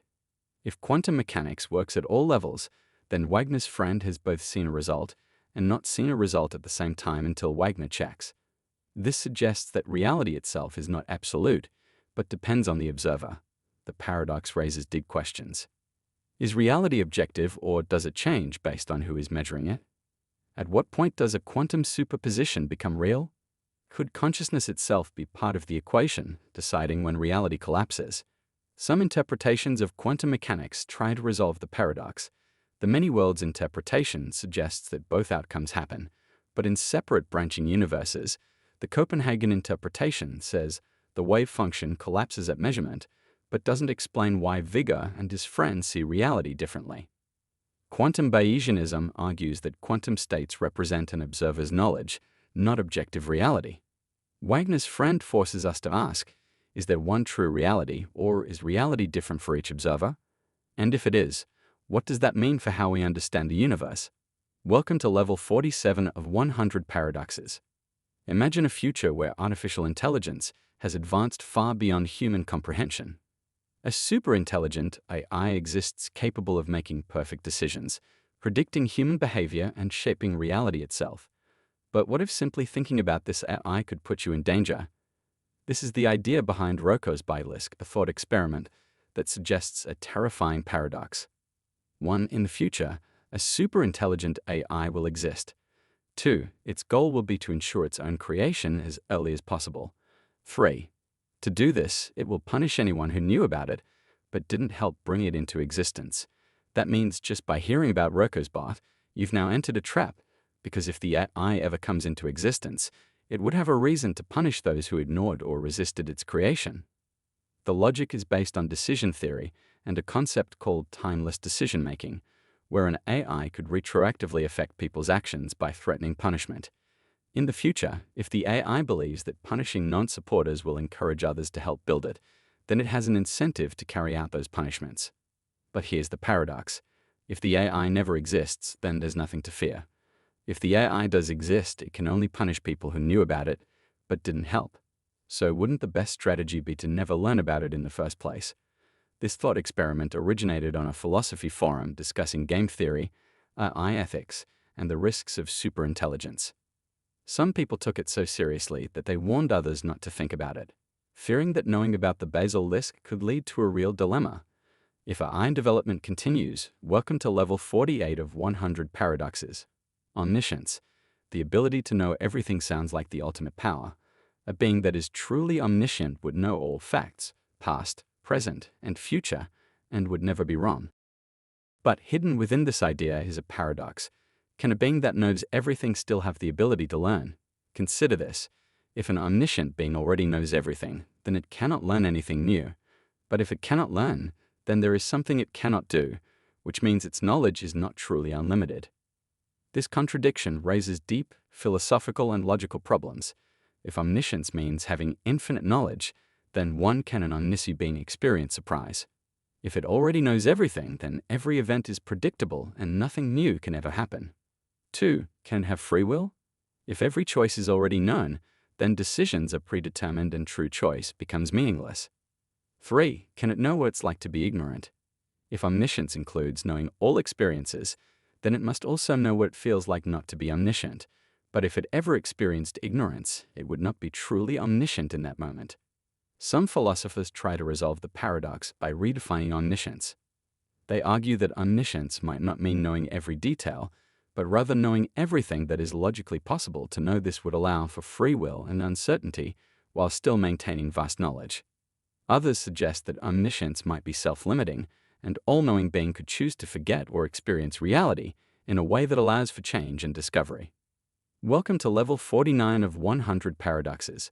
The universe is vast trillions of stars, countless planets, and billions of years of cosmic history. With so many opportunities for intelligent life to exist, one question stands out. Where is everybody? Is the Fermi paradox named after physicist Enrico Fermi, who famously asked if extraterrestrial civilizations are common, why haven't we seen any evidence of them? By all logic, the universe should be teeming with life. Consider this. There are hundreds of billions of galaxies each with hundreds of billions of stars. Many of those stars have planets in the habitable zone where conditions could support life if even a tiny fraction of those planets developed intelligent civilizations. The galaxy should be filled with alien signals, artifacts, or even spacefaring species. Yet we see nothing. No signals, no spacecraft, no galactic empires. There are many possible explanations for the paradox. 1. We are alone. Maybe life is far rarer than we think, and Earth is an incredibly unique event in the universe. 2. The Great Filter. Perhaps there is a step in evolution that is nearly impossible to pass, whether it's the origin of life, the development of intelligence, or surviving technological self-destruction. If the Great Filter is ahead of us, it could mean that most civilizations wipe themselves out before they ever reach the stars. 3. Aliens are avoiding us. Maybe advanced civilizations deliberately stay silent, either out of fear, ethical reasons, or because they see us as too primitive to interact with. 4. They are already here. Some argue that UFO sightings or ancient myths could be evidence of extraterrestrial visitors, but no definitive proof has ever been found. 5. We are looking in the wrong way. Alien civilizations may use technologies we don't understand or communicate in ways that we haven't even considered yet. The Fermi paradox forces us to ask, are we truly alone, or are the answers just beyond our reach? If we ever do make contact, what will that mean for humanity? Welcome to level 50 of 100 paradoxes. Imagine a machine designed to test the fundamental nature of reality itself. A person sits inside, and the machine is connected to a quantum measurement device that observes a particle in a superposition, meaning it exists in multiple states at once. Each time the experiment runs, the particle has a 50-50 chance of collapsing into one of two states. If it collapses into state A, nothing happens. But if it collapses into state B, the machine instantly triggers a mechanism that ensures the person inside does not survive from the outside. The results are simple. The person has a 50% chance of surviving each round, but from the perspective of the person inside, something far stranger happens. This is the idea behind quantum suicide, a thought experiment that applies the many worlds interpretation of quantum mechanics to life and death. According to many worlds, every quantum event splits reality into multiple parallel universes.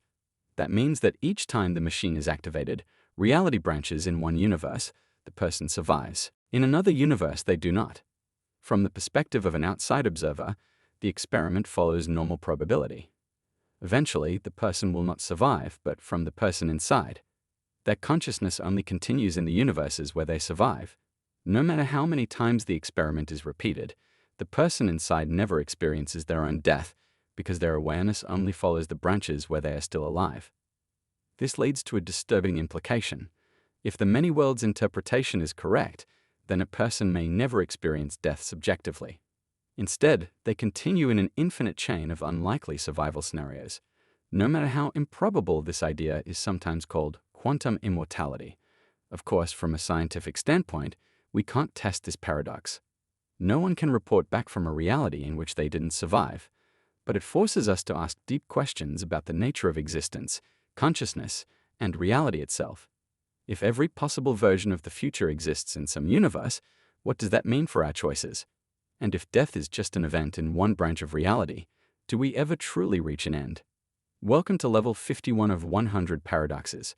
The universe is vast, so vast that modern cosmology suggests it could be infinite.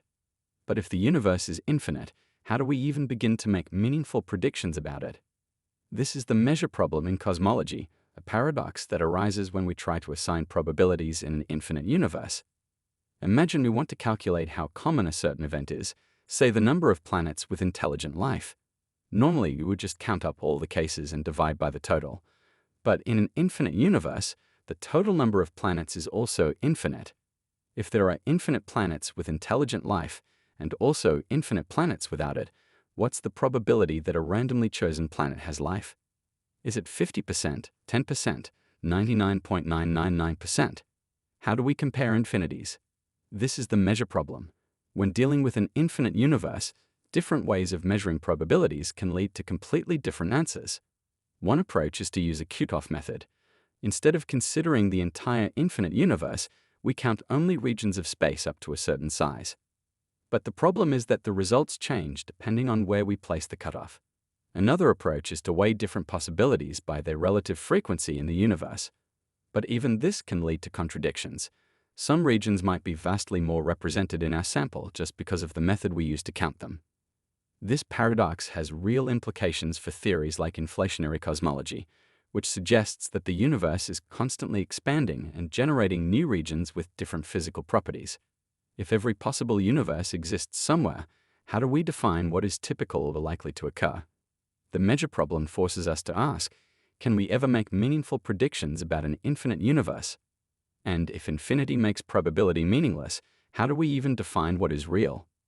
Welcome to level 52 of 100 paradoxes.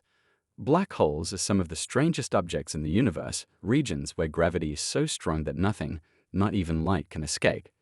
But black holes also present one of the biggest mysteries in physics, the information paradox. In physics, one of the fundamental rules is that information cannot be destroyed no matter what happens to a system. If you had perfect knowledge, you should be able to reconstruct its past. If you burn a book, its information is scrambled into ash, smoke, and heat. But in theory, it's still there in some form. But black holes break this rule. If something falls into a black hole, whether it's a planet, a star, or even a human, the only thing that remains visible is its mass, charge, and spin. All the details of what entered the arrangement of particles, the information about the object's past, seem to be completely erased. This leads to the paradox. According to general relativity, information that crosses the event horizon is lost forever. According to quantum mechanics, information can never be destroyed. These two fundamental laws of physics cannot both be true at the same time. The paradox deepens when we consider Hawking radiation, the process by which black holes slowly lose mass over time. If a black hole eventually evaporates, then all the information inside it should be permanently lost. This directly violates quantum mechanics, which insists that information must be preserved.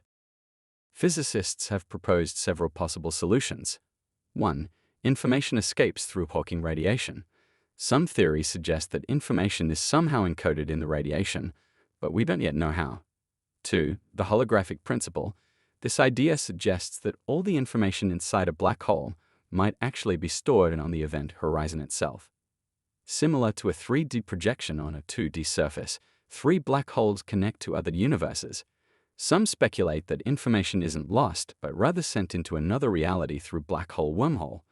The information paradox isn't just a problem for black holes. It's a fundamental conflict between quantum mechanics and general relativity.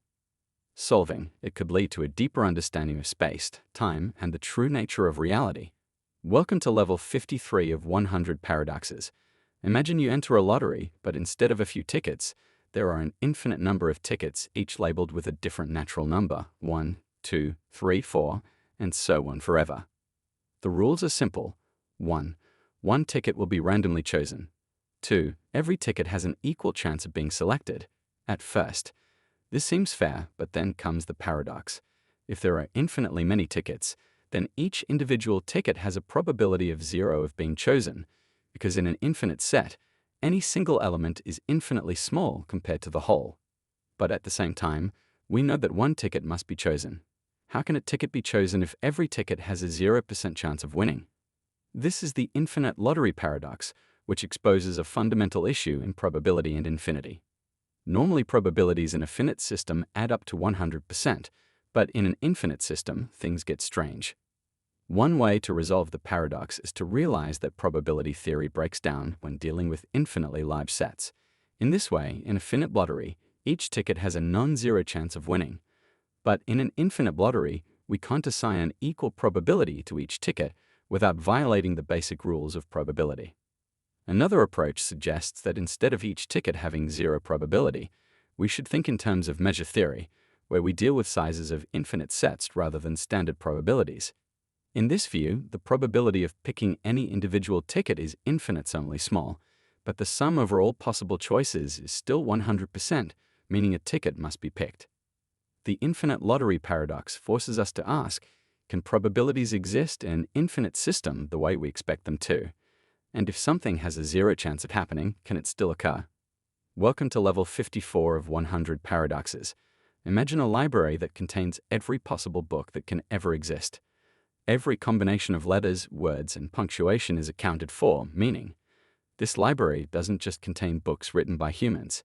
It contains every book that could be written. There is a book with the exact history of your life down to every thought you will ever have. There is a book with a cure for every disease, the perfect recipe for immortality, and a detailed account of how the universe will end.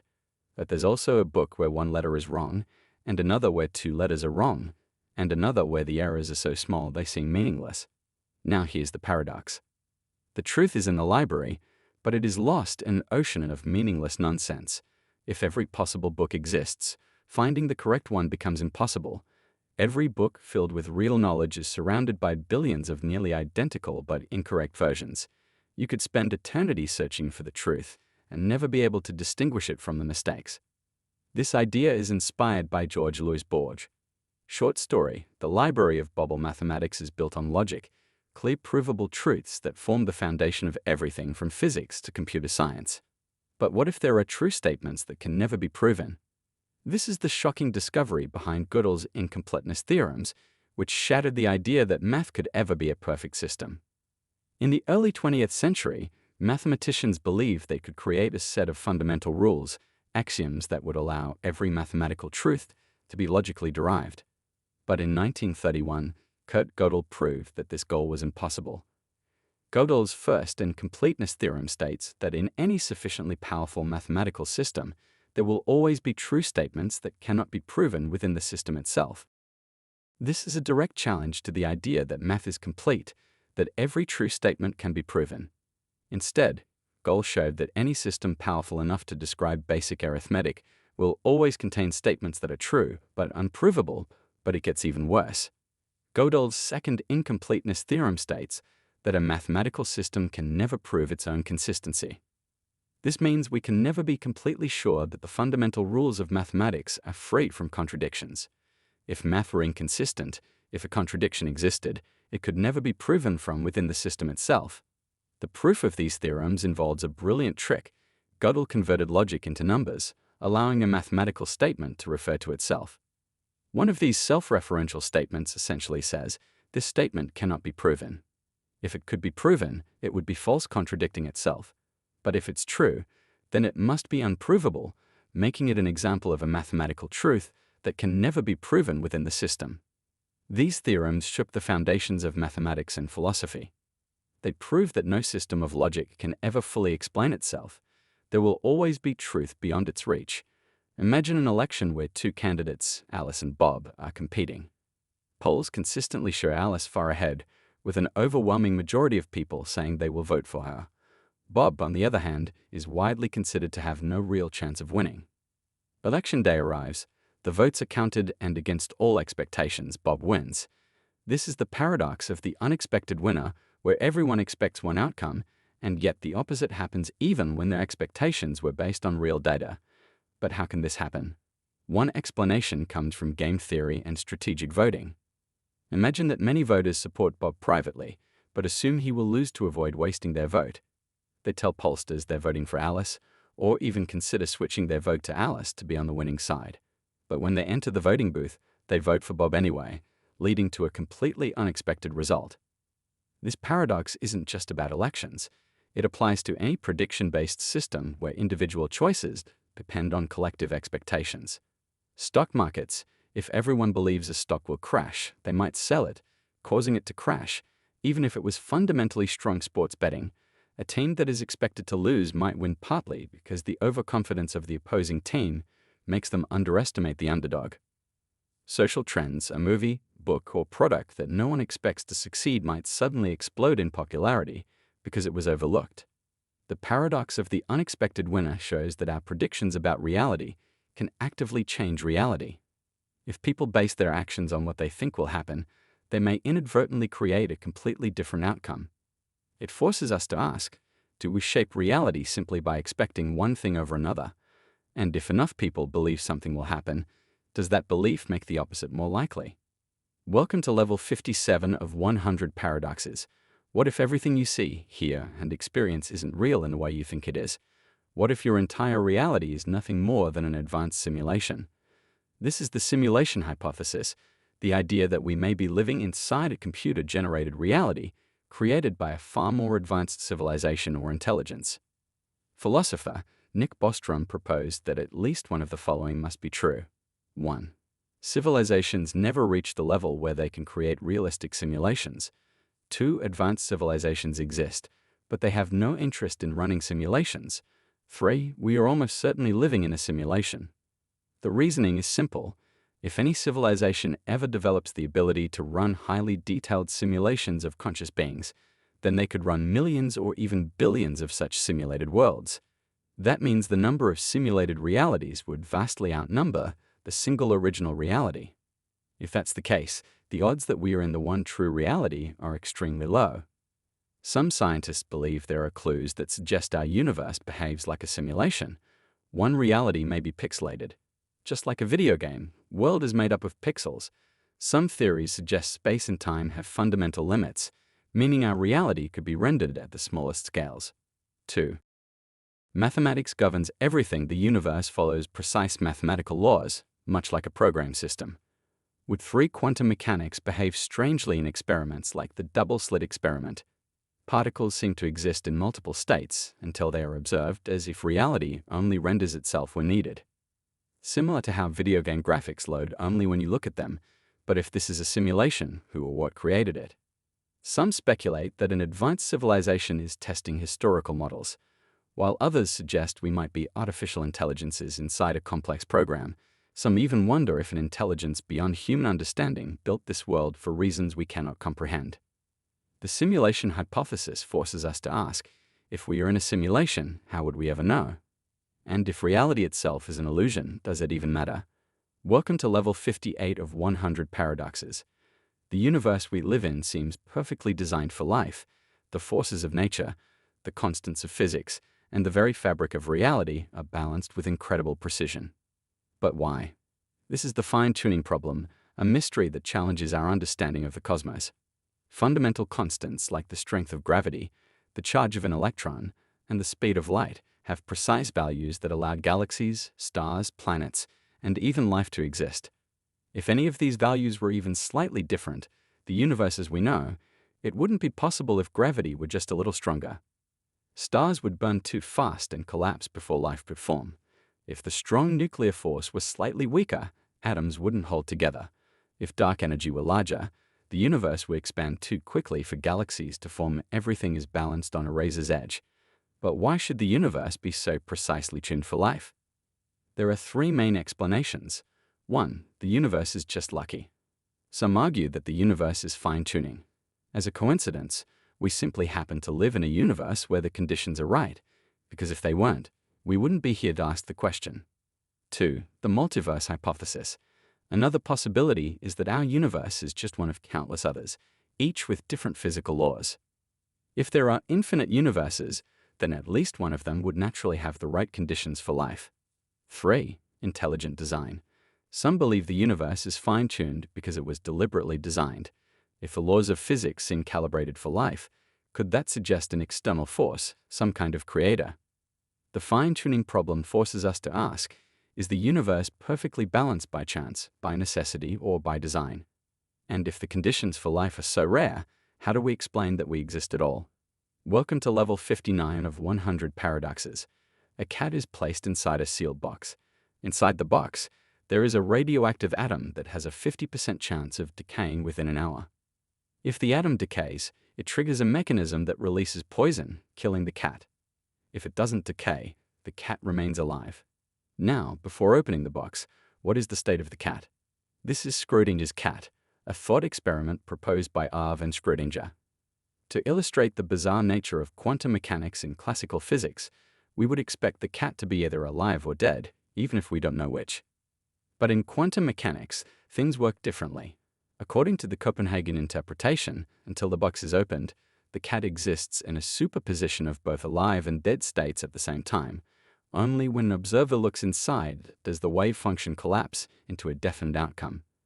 This raises deep questions. Does reality exist only when observed? At what point does something stop being a quantum system and become part of classical reality? Is consciousness necessary to determine the outcome? Some interpretations attempt to resolve this paradox in different ways. 1. The many worlds interpretation suggests that when the box is opened, the universe splits one branch where the cat is alive and another where it is dead. Both realities exist, but in separate timelines. 2 objective collapse theories propose that wave functions collapse naturally over time, meaning the cat is always in a definite state, even before observation free. Quantum Bism argues that quantum states don't describe reality itself, but rather our knowledge about it, meaning superposition is a reflection of uncertainty, not actual physical coexistence. Schrödinger's cat forces us to ask, does reality depend on an observer?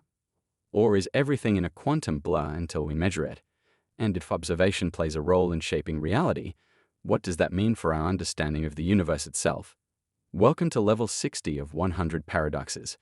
Black holes are some of the most mysterious objects in the universe according to general relativity.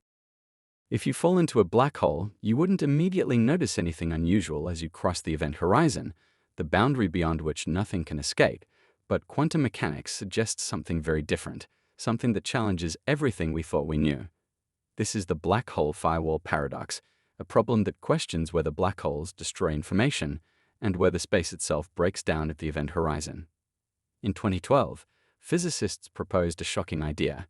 Instead of smoothly falling into a black hole, an astronaut crossing the event horizon would be instantly incinerated by a wall of high-energy radiation. This would be the black hole firewall, a searing boundary where the laws of physics collide. Here's why this paradox happens. General relativity says the event horizon should be smooth.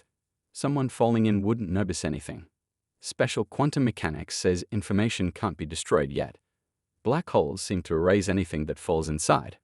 Hawking radiation suggests that black holes slowly evaporate, but if information is lost when this happens, it would violate the fundamental principles of physics.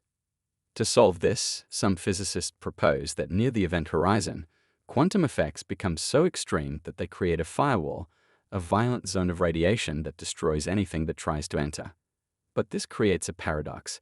If firewalls exist, then general relativity is wrong because it predicts a smooth event horizon. If firewalls don't exist, then quantum mechanics is wrong because information would be lost forever. If neither theory is wrong, then something deeper must be happening, something we don't yet understand. Some scientists suggest that black holes store information on their event horizon like a hologram, allowing information to escape through Hawking radiation. Others think space itself may be rearranging in a way that prevents contradictions.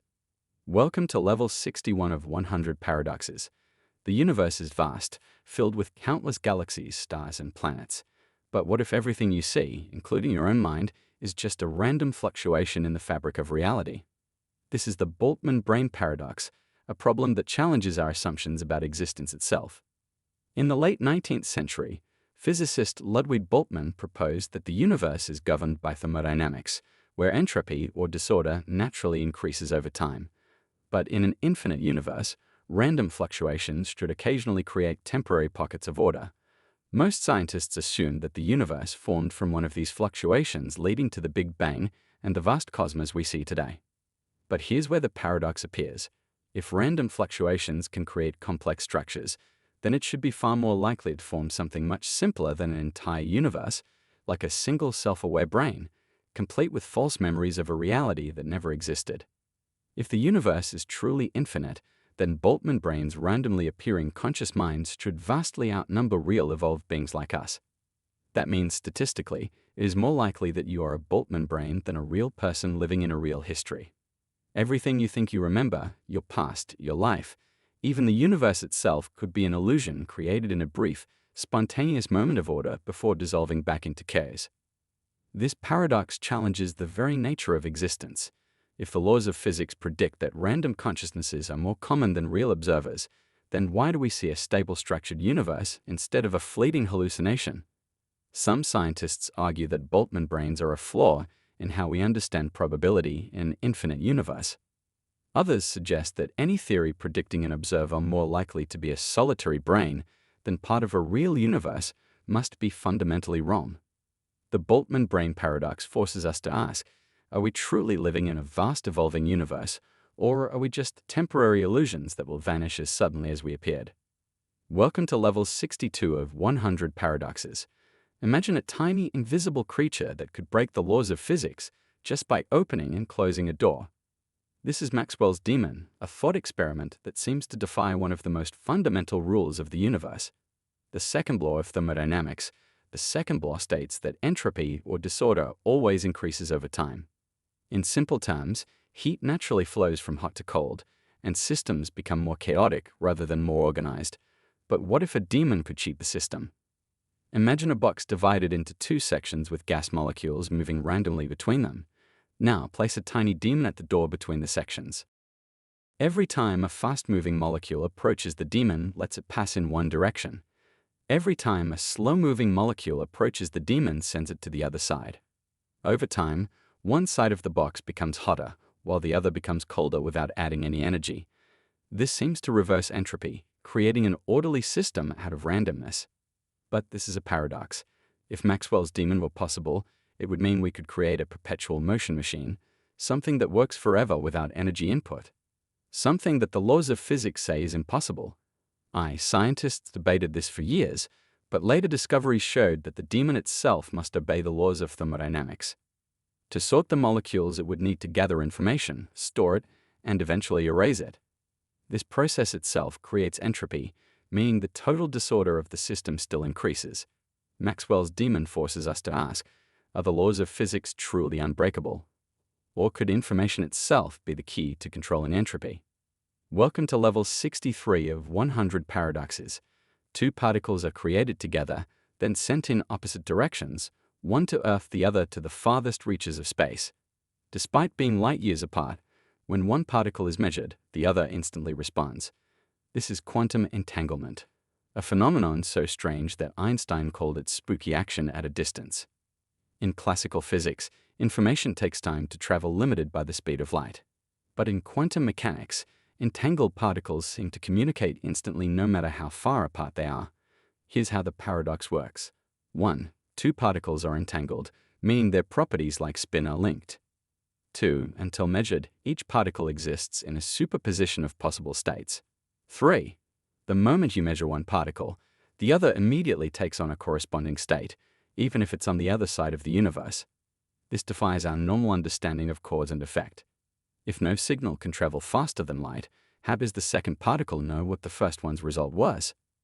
Einstein believed this meant quantum mechanics was incomplete. He suggested there might be hidden variables, unknown factors that already determined the outcome before measurement. But in the 1960s, John Bell developed a test to prove whether hidden variables existed. Experiments confirmed that entanglement is real and no hidden variables. Explain it. This paradox forces us to question the nature of reality. Is information traveling instantly breaking the speed of light? Does measuring one particle somehow affect the past? Is reality fundamentally connected in ways we don't yet understand? One possible explanation is the idea that space itself might not be what we think it could be, that entangled particles are not truly separate, but exist as part of a deeper hidden connection beyond three-dimensional space. The quantum entanglement paradox makes us ask if two particles can be instantly linked across the universe. What does that say about the fundamental nature of reality? Welcome to level 64 of 100 paradoxes. Imagine a universe where everything that has ever happened will eventually happen again. Every moment, every thought, every event, repeating over an unimaginably long time scale. This is the strange implication of Poker recurrence theorem, a concept that challenges how we think about time, randomness, and the fate of the universe proposed by mathematician. In Ray, the theorem states that in a finite system with fixed energy, given enough time, the system must eventually return to a state arbitrarily close to its original condition. To understand why, imagine a box filled with gas molecules bouncing around randomly. Over time, the molecules will explore every possible arrangement within the box. Since there are only a finite number of ways they can be arranged, eventually by pure chance, they must return to a previous configuration, no matter how unlikely it seems. This idea applies not just to gas molecules, but to entire universes. Our universe is a finite system that follows deterministic laws. Then, over a long enough timescale, everything, every galaxy, every planet, even every thought you've ever had will happen again. The paradox is that in practice, this timescale is incomprehensibly huge. For a system as large as the universe, a full recurrence could take trillions upon trillions of years, far longer than the current age of the universe. This leads to deep philosophical questions. Does this mean time is an infinite loop? If everything repeats, do we have free will, or is reality just playing on repeat? Could this be the explanation for déjà vu echoes of past recurrences? Some scientists argue that the Paul recurrence theorem doesn't apply to our universe because of entropy, the fact that disorder always increases. But if the universe is truly a closed system, if recurrence is not just possible, it's inevitable, the Poker-Ray recurrence theorem forces us to ask, is the universe heading toward an infinite cycle of rebirths where everything we experience has already happened countless times before? Welcome to level 65 of 100 paradoxes. Imagine stepping into a futuristic teleportation machine. It scans your entire body down to every atom and transmits this data across space. On the other side, a perfect copy of you is reassembled. Same thoughts, same memories, same consciousness. But here's the question, is that still you?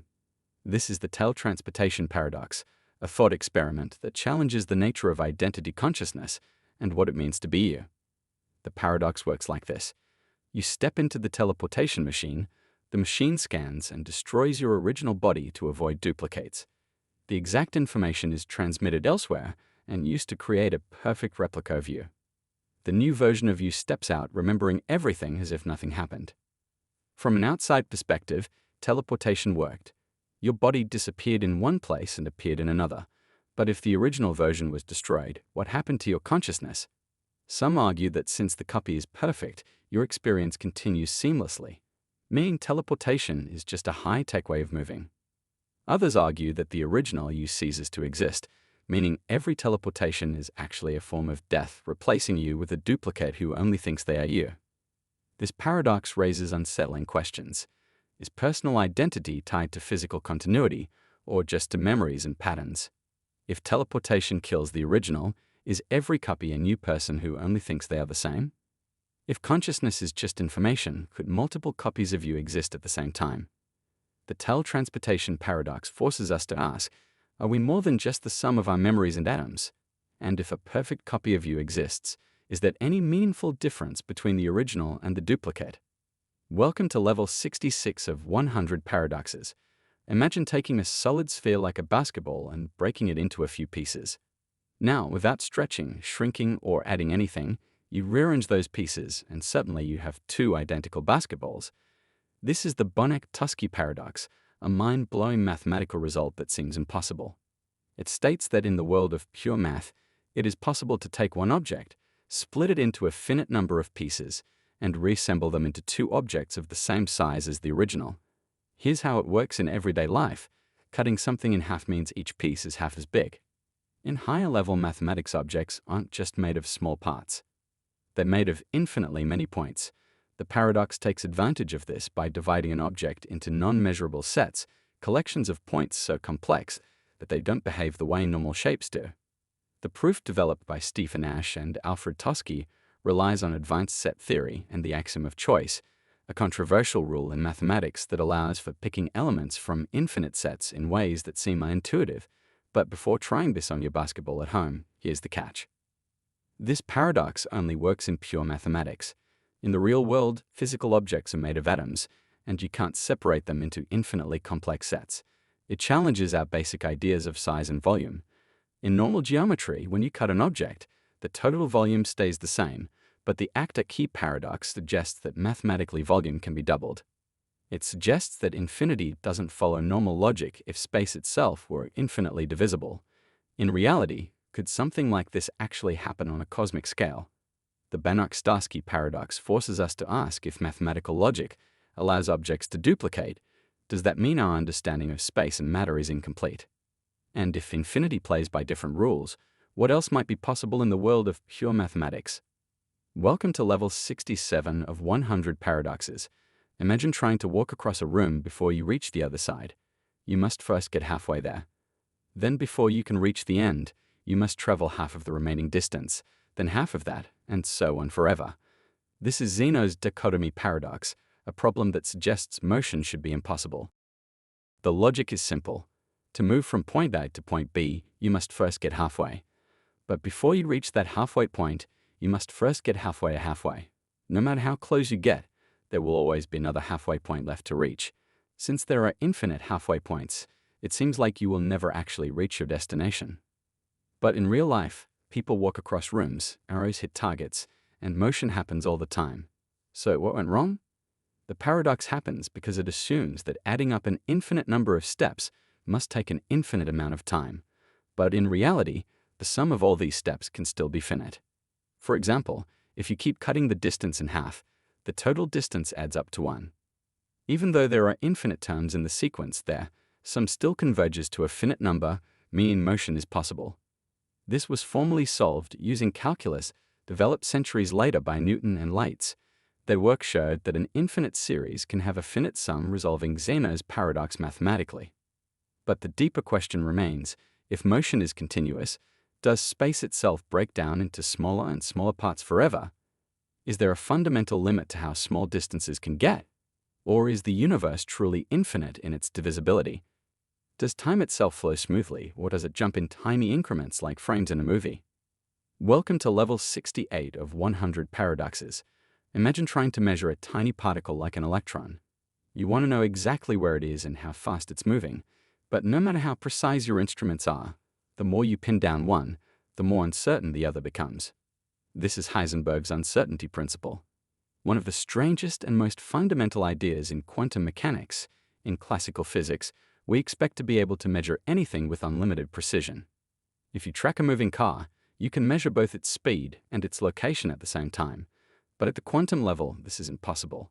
The uncertainty principle states that the more precisely you measure a particle's position, the less precisely you can measure its momentum, which is mass times velocity, and vice versa. The paradox is that this isn't just a problem with our measuring tools. It's a fundamental limit of nature itself. Here's why. 1. At the quantum level, particles behave like waves and particles at the same time. 2. A wave is spread out, meaning it doesn't have a single precise position. 3. The more we force a particle to have a definite position, the more its wave properties get distorted, making its momentum highly uncertain. 4. Likewise, if we precisely measure momentum, the particle's location becomes spread out and uncertain. This means that reality isn't as clear-cut as we once thought. At the smallest scales, particles don't have exact positions and speeds until they are measured. They exist in a fuzzy, probabilistic state. This principle has massive implications. 1. It proves that absolute determinism is impossible. There is no way to predict the exact outcome of a quantum event. 2. It sets a limit on what can ever be known. Some things in nature are fundamentally unknowable. No matter how advanced science becomes free, it plays a role in everything from quantum computing to black holes. Even the energy of empty space fluctuates due to uncertainty. The uncertainty principle forces us to ask if the universe itself is uncertain at the smallest level, how much of reality is truly predictable. And if reality depends on measurement, does that mean the act of observing changes the world around us? Welcome to level 69 of 100 paradoxes. Imagine an infinite hotel, a place with an unlimited number of rooms, all numbered 1, 2, 3, 4, and so on. Every room is occupied, but somehow the hotel can still accommodate new guests. This is Hilbert's infinite hotel paradox, but let's add a twist. What happens if half the guests leave normally in a finite hotel?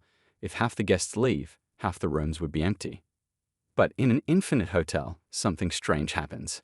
1. Suppose every guest in an odd-numbered room leaves, so guests in rooms 1, 3, 5, 7, etc. are gone. 2. That means only guests in even-numbered rooms remain rooms 2, 4, 6, 8, and so on. 3. Now the hotel manager shifts each guest to a new room by dividing their old room number. By 2-4, the guest in room 2 moves to room 1. The guest in room 4 moves to room 2, and so on. After this simple shift, the hotel is once again completely full. Even though an infinite number of guests left, this creates a paradox. An infinite hotel loses half its guests, but still remains full. The number of guests should have gone down, but in a way it hasn't. Infinity behaves in a way that defies normal logic. You can take away an infinite number of things and still be left with an infinite amount. This paradox isn't just a weird thought experiment. It reveals deep truths about mathematics, set theory, and infinity itself. It forces us to ask if removing half of infinity still leaves infinity. Can infinity ever shrink? Does this mean infinite quantities are all the same size, or are there different kinds of infinity? If space itself were infinite, could it work like Bert's hotel? The infinite hotel paradox with a twist shows us that infinity doesn't follow the rules of everyday numbers. Welcome to level 70 of 100 paradoxes. Now let's dive into a paradox from the strange world of quantum mechanics, the quantum Xeno effect. Imagine you have a radioactive atom that is supposed to decay over time. Normally, it has a predictable half-life, meaning that over a given period there's a certain probability that it will decay. But what if you keep measuring it constantly? Quantum mechanics tells us something shocking. The more you observe the system, the less it changes. If you repeatedly measure an unstable particle, you can actually freeze it in its original state instead of decaying as expected. It behaves as if it is stuck in time. The more frequently you check, the longer it takes to decay. This is known as the quantum Xeno effect, named after Zeno of Elea. The ancient Greek philosopher famous for his paradoxes of motion, just like Zeno's paradoxes, suggested that motion might be an illusion.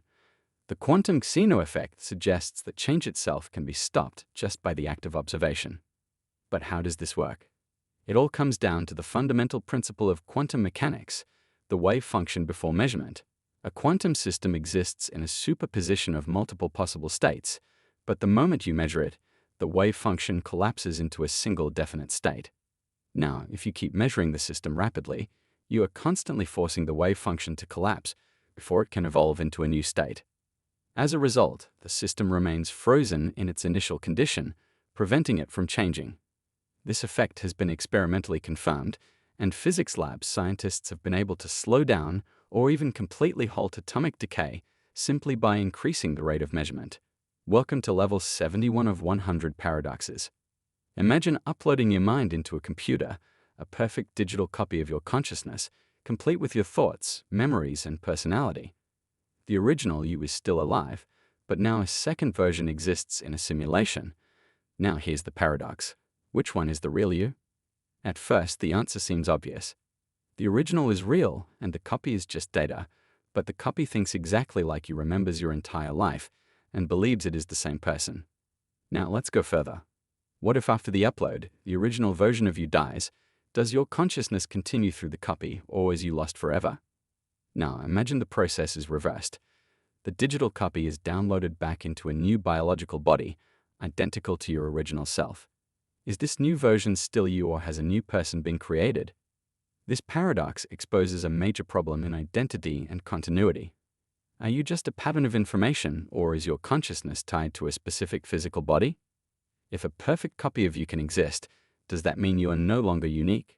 If consciousness can be duplicated, does it prove that the idea of self is an illusion? One possibility is that identity is just an illusion of continuity. You feel like the same person from moment to moment, but there is no single continuous you. Instead, you are just a process running on a biological machine, and if that process can run elsewhere, you still exist. Another perspective is that only the original experiences, true consciousness and a copy, no matter how perfect, is nothing more than a simulation. Welcome to level 72 of 100 paradoxes. A man writes a simple sentence on a piece of paper. This sentence is false, or 2 plus 2 equals 5. At first glance, it seems like just another version of the liar paradox, where a sentence declares itself false, creating an endless contradiction, but this one is different. It adds an extra condition that makes the paradox even worse. The sentence is true. Then what it says must be correct. This sentence is false, or 2 plus 2 equals 5. But since 2 plus 2 does not equal 5, the first part must be true, meaning this sentence is false must be true, but that's a contradiction. If the sentence is false, then this sentence is false should be false, but that would make the whole sentence true because the second part, or 2 plus 2 equals 5, is still false. No matter how you look at it, the logic collapses into an infinite loop, unlike the original liar paradox where one sentence refers to itself. This version introduces an unrelated mathematical fact, making it harder to dismiss as a simple self-referential trick. This paradox, known as the liar's revenge, raises disturbing questions. Can truth and falsehood exist in a single statement at the same time? Does this mean some statements cannot be classified as either true or false?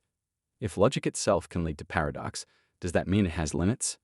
Some philosophers and magicians argue that statements like this reveal fundamental gaps in our understanding of truth, suggesting that reality may not be as black and white as we assume others believe. Paradoxes like these show the need for a new system of logic that allows for statements that are neither true nor false, but something in between. The liar's revenge forces us to ask if contradictions like this can exist, how much of what we assume to be logical truth is actually stable, and if truth itself can be paradoxical, what does that mean for everything we believe to be real? Welcome to level 73 of 100 paradoxes. Imagine you're playing a game where the goal is simple: follow the rules and make a move until the game ends. Most games like chess or tic-tac-toe are finite, meaning they always reach a conclusion. But now let's define a new game called hypergame. On your turn, you can either choose to end the game or pick any well-defined game to play. If you choose a game, the players must finish it before returning to hypergame, where the next player makes their choice. At first, this seems completely normal, but here's where the paradox appears. If hypergame is a well-defined game, then you must be able to pick any well-defined game, including hypergame itself. Now, the game never truly ends. The first player picks hypergame again. The next player also picks hypergame. This can continue forever, meaning hypergame is an infinite game. But this is a contradiction because by definition, hypergame was supposed to be a well-defined game, meaning it should always end. Instead, it creates a paradox by allowing itself to be picked, forming an infinite loop that never resolves. This paradox exposes deep problems in self-reference and recursion. Can a game truly contain itself? If so, what prevents an infinite loop? Does the definition of a game break down when it allows infinite recursion? Are there limits to what we can call well-defined? This is similar to Russell's paradox in set theory, where a set that contains all sets leads to contradictions. Likewise, hypergame seems to be both a finite game and an infinite one at the same time. Welcome to level 74 of 100 paradoxes. Imagine you're watching a security camera feed showing a quiet street. Nothing is happening until you look away for a few seconds. When you look back, you see that a car has appeared on the screen. Here's the question: did the car appear while you weren't watching? Or did it only exist once you looked again? This is the observer's dilemma, a paradox that plays with the nature of reality, time, and perception. It asks, does something exist when it isn't observed, or does observation itself create reality? At first, this seems like a simple issue. Of course, the car existed even when you weren't looking. But this paradox goes deeper in quantum mechanics. The famous double-slit experiment shows that particles behave differently depending on whether they are observed. When unmeasured, they act like waves existing in multiple states at once. When observed, they collapse into a definite position. In philosophy, Berkeley's idealism suggests that reality only exists when it is perceived. If no one is looking at the moon, does it still exist, or does the act of perceiving bring it into being in theoretical physics? Some interpretations of reality suggest that time and space themselves may not exist independently of observation. The universe might only take on a definite form when measured. This paradox raises unsettling questions. If something isn't observed, can we ever be sure it exists? If observation affects reality, does that mean the world is shaped by our awareness? Does time itself move forward when unobserved, or is it just an illusion created by the act of looking? Some physicists suggest that the universe might function like a giant quantum system, only solidifying into a definite state when measured. Others argue that reality is always there, but we only experience a fraction of what truly exists. The observer's dilemma forces us to ask, is the world around us truly independent, or do we play a larger role in shaping reality than we realize? Welcome to level 75 of 100 paradoxes. Imagine a machine that can erase specific memories from your mind, leaving everything else untouched. You decide to erase the memory of using the machine itself. Now, here's the paradox. If you don't remember using the machine, did you ever actually make the decision to erase your memory? This is the memory. Erase your paradox, a thought experiment that challenges the nature of free will identity and decision-making. At first, it seems simple. You made the choice, erased the memory, and moved on. But if you no longer remember making the choice, then from your perspective, the event never happened. 1. Did you truly decide, or was the decision erased from history? 2. If you later question why you feel like something is missing, would you think you were ever given a choice at all? 3. What if someone else erased your memory? Would you ever know you had lost something? This paradox touches on deep philosophical and psychological problems. 1. The illusion of choice. If your memory of making a decision is erased, can you still claim to have made that decision? 2. The ship of theses problem applied to the mind. If parts of your memory are removed, at what point do you become a different person? 3. Self-referential loops. What happens if you keep erasing? The memory of erasing your memory. Would you ever truly be able to track reality? Some argue that identity is tied to continuous memory. If memories define who you are, then erasing even one event means the version of you that made that decision no longer exists. Others suggest that the conscious mind works in real time, so even if the past is erased, it doesn't matter because the present self is still real. The memory erasure paradox forces us to ask, if you forget a decision, did you ever really make it? And if your memories define you, what happens when parts of your past are erased forever? Welcome to level 76 of 100 paradoxes. Imagine you flip a coin, but before you see the result, you take a pill that erases your memory of flipping it. A friend sees the result and tells you afterward you flipped the coin, but you don't remember it. What do you think the outcome was? Logically, the coin still landed on heads or tails, just like any normal flip. But from your perspective, you have no evidence that the coin flip even happened at all. Now, here's the paradox. If you assume the flip happened, the probability should be 50-50 heads or tails. But if you have no memory of flipping the coin, do you have any reason to believe the event happened at all? If you repeat this experiment multiple times, and each time your memory is erased, can you ever be sure that any flips occurred? This paradox combines ideas from probability, memory, and perception. Probability without evidence.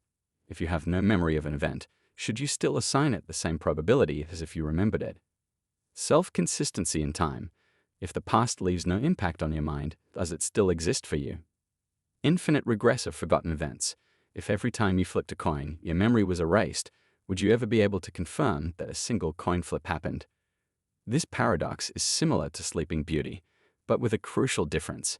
Instead of questioning probabilities based on repeated awakenings, it questions whether forgotten events can even be meaningfully assigned probabilities at all. Some philosophers argue that the past is real regardless of memory. Just because you forget something doesn't mean it didn't happen.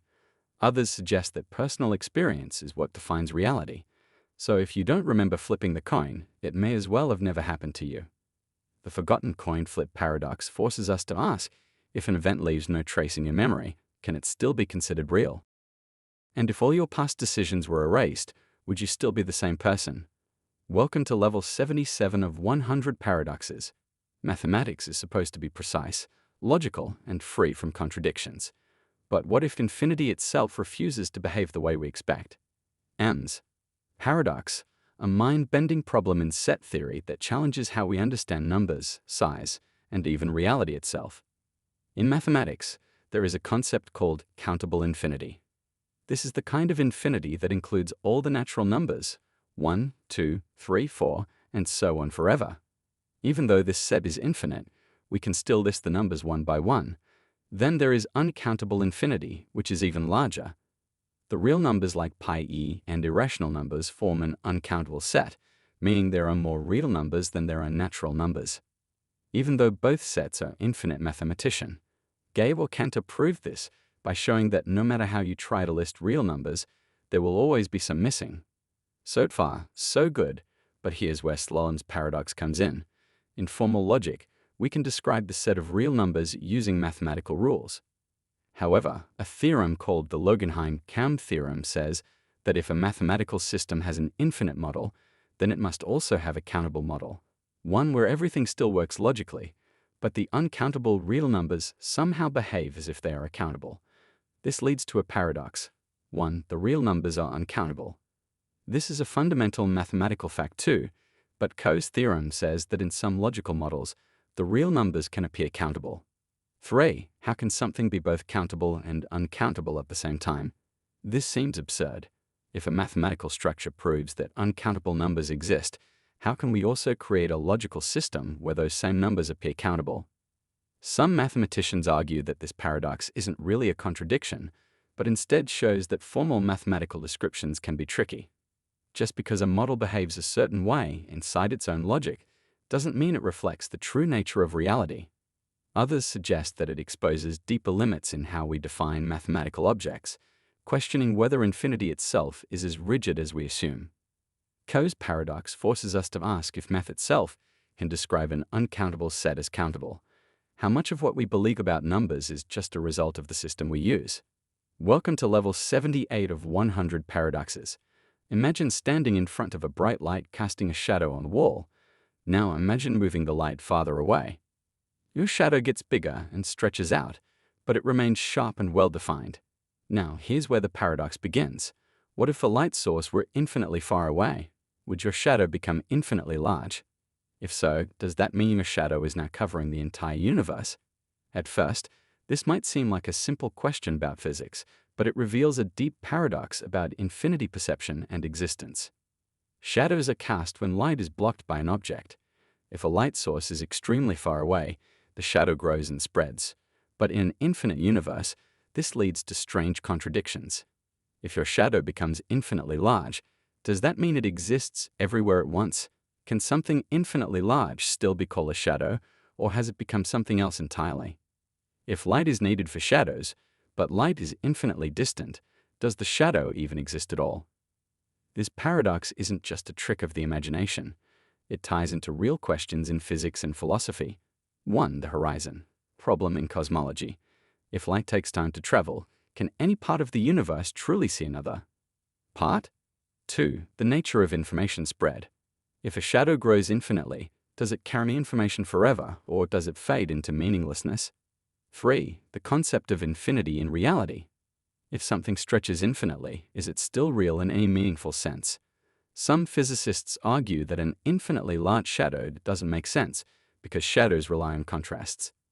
If everything is covered, is there really a shadow at all? Others suggest that infinity itself is an illusion, meaning that even though mathematics allows for infinitely large things, reality does not. The infinite shadow paradox forces us to ask if something stretches across infinity, does it still exist as a single object, or does it dissolve into nothingness? And if a shadow can cover the entire universe, does that mean it is no longer a shadow at all? Welcome to level 79 of 100 paradoxes. Imagine you were given a 100% accurate prophecy of your future. The prophecy tells you exactly what will happen tomorrow down to the smallest detail. But there's a catch. As soon as you read the prophecy, you will forget it. Now here's the paradox. The future is predetermined, since the prophecy is always right. But you don't remember the prophecy, so you make decisions as if you don't know the future.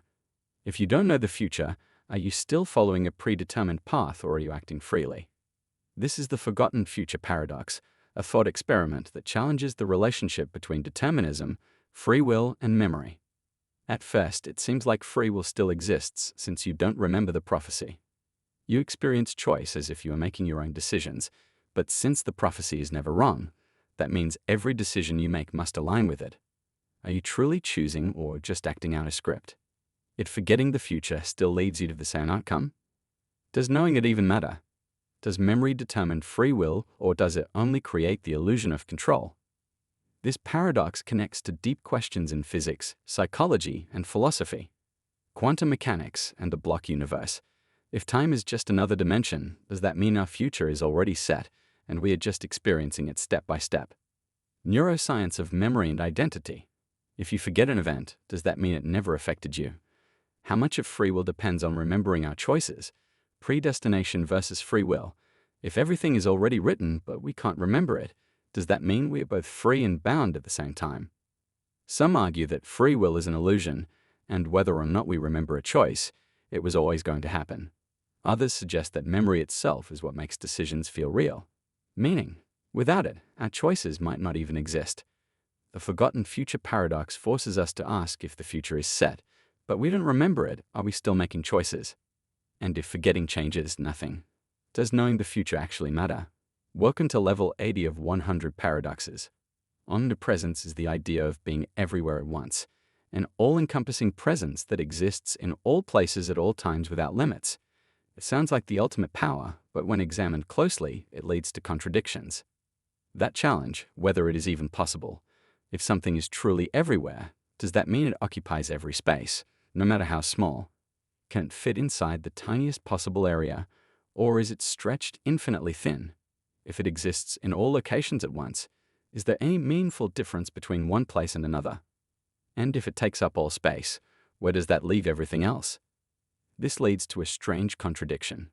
If omnipresence means fully existing in every possible place, then it must exist in paradoxical locations inside a black hole where physics breaks down in a place with no space at all, like the quantum vacuum, or even in logically impossible locations, such as a shape with zero volume. Can something exist everywhere, even where existence itself is undefined? Then comes another problem. If a being is everywhere, does that mean it is everything? If it has no single location, can it have any distinct identity at all? If omnipresence means occupying all space, then how is it different from space itself? If it exists in all things, is it separate from them, or is everything just a part of it? This also raises a question about free will. If an omnipresent being is in your mind, does it experience your thoughts as its own? If yes, then every thought, good or bad, belongs to it, but if no, then there must be some space where it does not exist. Contradicting the idea of omnipresence, some suggest that omnipresence doesn't mean being in all places in the same way. It could mean being able to access or interact with all places without physically occupying them. Others argue that omnipresence is a concept beyond human logic and isn't meant to be understood in spatial terms. The paradox of omnipresence forces us to ask, can something truly be everywhere without contradiction, or does the very idea collapse under its own definition? Welcome to level 81 of 100 paradoxes. Imagine that technology has advanced to the point where immortality is possible, but with a catch. Instead of making your current body live forever, the process transfers your consciousness into a new body every time you are about to die. At first, this sounds like a perfect solution. Every time your body fails, you simply wake up in a fresh, healthy one. Your thoughts, memories, and personality all remain intact. You never die. But here's the paradox. Are you actually immortal, or are you just being replaced by a perfect copy each time? If the process works by copying your consciousness into a new body, does that mean the original you ceases to exist every time the transfer happens? If so, then every version of you only lives once, and the real you dies each time, meaning no single person is actually immortal. But if your consciousness is truly continuous, then what happens if a glitch in the system creates two copies at the same time? Now both versions wake up believing they are the real you. Which one is actually you? If both have your memories and identity, did you just duplicate yourself, or did the process create a new person each time? This paradox exposes deep problems in how we define identity and continuity. If your consciousness can be copied, is there such a thing as a real you? If two copies exist at the same time, which one is the true continuation of your existence? Does the survival of your memories mean you are still alive? Or is the original version of you dying each time without realizing it? Some argue that identity is just a pattern. If your thoughts and memories persist, you are still you. Others say that consciousness is tied to a single unbroken experience, meaning that if you are replaced by a copy, the original you is gone forever. The immortality transfer paradox forces us to ask, Does immortality really mean never dying, or just being continuously replaced? And if every version of you thinks they are the real one, does it even matter? Welcome to level 82 of 100. Paradoxes. Knowledge is supposed to be simple. If you believe something, if it is true, and if you have justification for believing it, then it seems like you know it. For centuries, this was the standard definition of knowledge, justify true belief.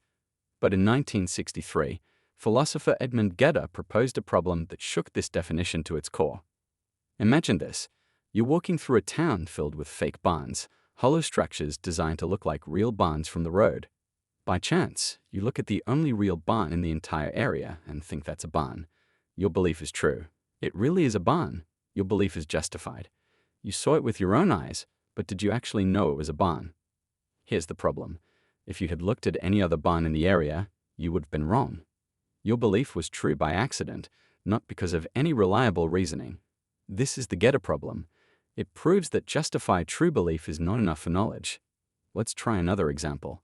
Suppose your friend owns a dog and you believe they have a dog, but one day they secretly give their dog away and immediately adopt an identical-looking one. You still believe they have a dog. Your belief is true. They do own a dog. Your belief is justified. You see the dog all the time, but your belief was based on the wrong evidence. You thought they still had their original dog, so did you ever really know they had a dog? Getty's argument proves that knowledge requires something more than just belief, truth, and justification. But what some philosophers suggest, we need an extra condition, such as requiring that knowledge must not be based on luck. Others believe that certainty is impossible and we should redefine knowledge entirely. The Gedda problem forces us to ask, how can we ever be sure we truly know something? If knowledge can be justified, true and still wrong, then what separates knowledge from lucky guesses? Welcome to level 83 of 100 paradoxes. Imagine waking up one morning with a strange feeling that you had a dream, but you can't remember anything about it. It's gone vanished from your memory. Now, here's the paradox. If you can't remember the dream, did you ever actually have it? Dreams feel real when we experience them, but once they fade from memory, what proof do we have that they ever happened? If no trace of the dream remains in your mind, is there any difference between a forgotten dream and a dream that never happened at all? This is the paradox of the forgotten dream, a thought experiment that challenges how we define experience, memory, and reality itself. At first, it seems like the answer should be simple. If you had a dream, even if you forgot it, it still happened. But think about this. If an experience leaves no trace, did it ever really exist? If you never recall the dream, how is it different from a dream that never occurred? Is memory the only thing that makes an event real? This paradox has deep implications for consciousness and reality. If we expand this idea beyond dreams, it raises unsettling questions. What if we forget major moments in our lives? Do they still define us if we have no memory of them? If you were told that an event happened but had no recollection of it, how could you ever be certain it was real?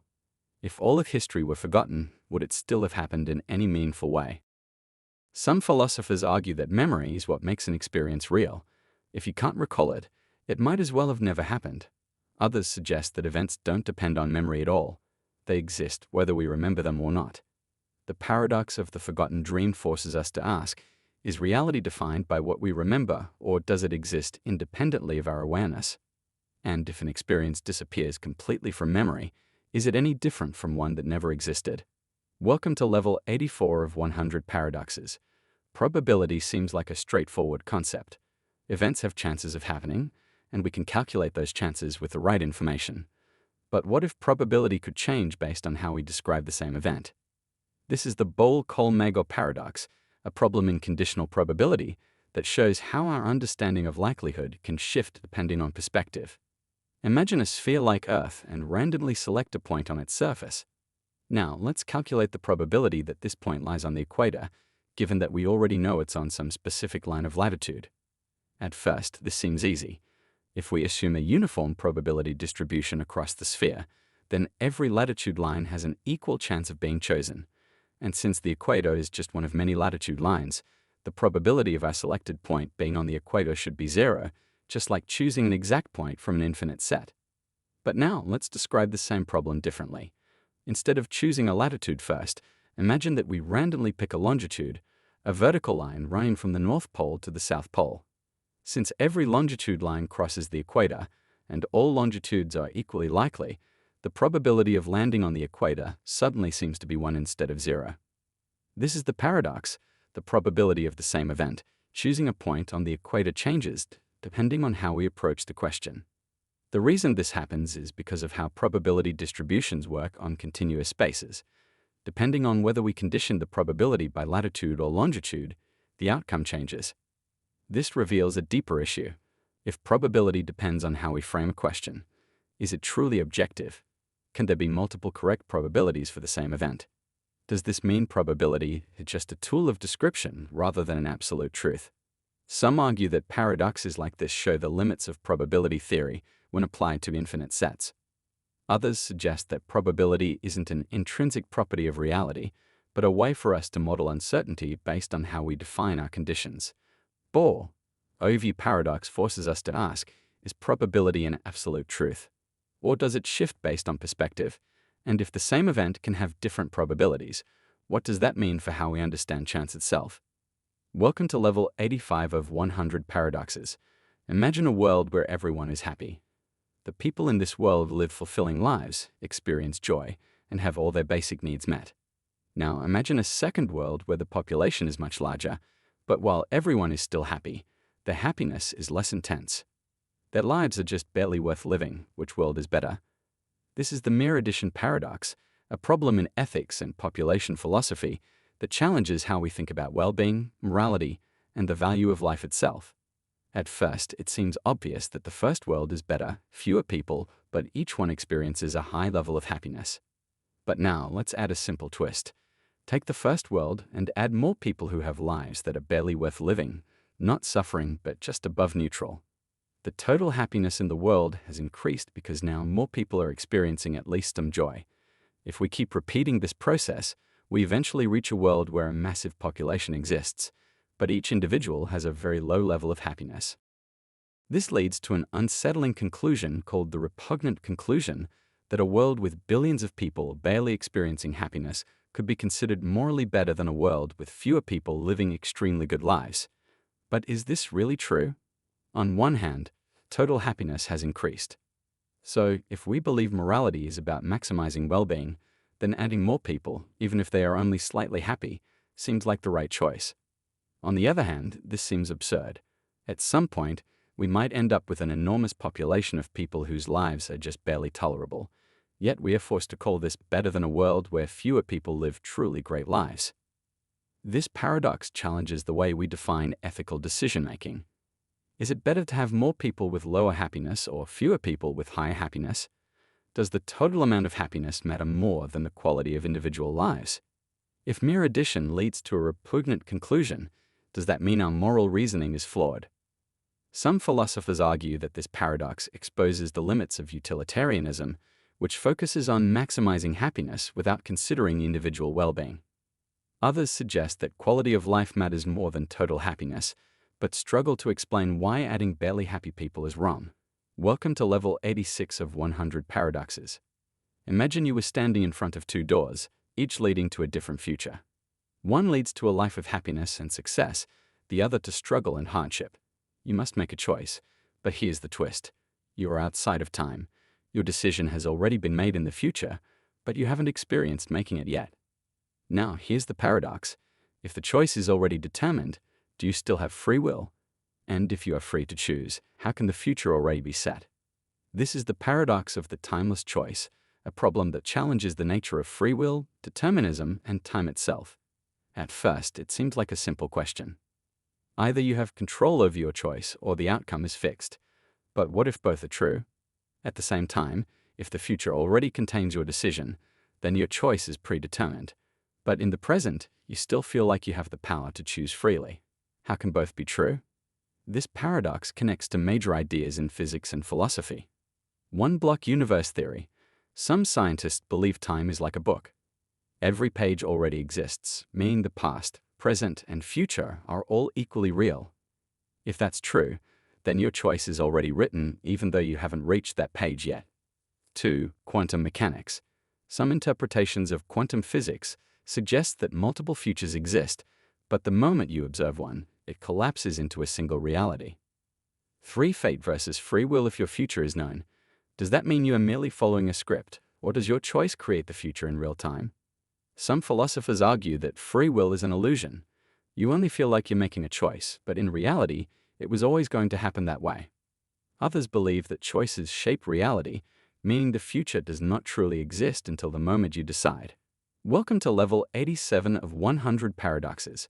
Imagine you are watching a security camera feed of a locked empty room. The screen shows nothing unusual, just an empty chair, a blank wall, and silence, but then the feed cuts out for a single second. When it comes back, everything looks exactly the same. Now here's the paradox. How do you know nothing changed while the feed was off? This is the observer vanishing paradox, a thought experiment that challenges how we define reality when we are not observing it.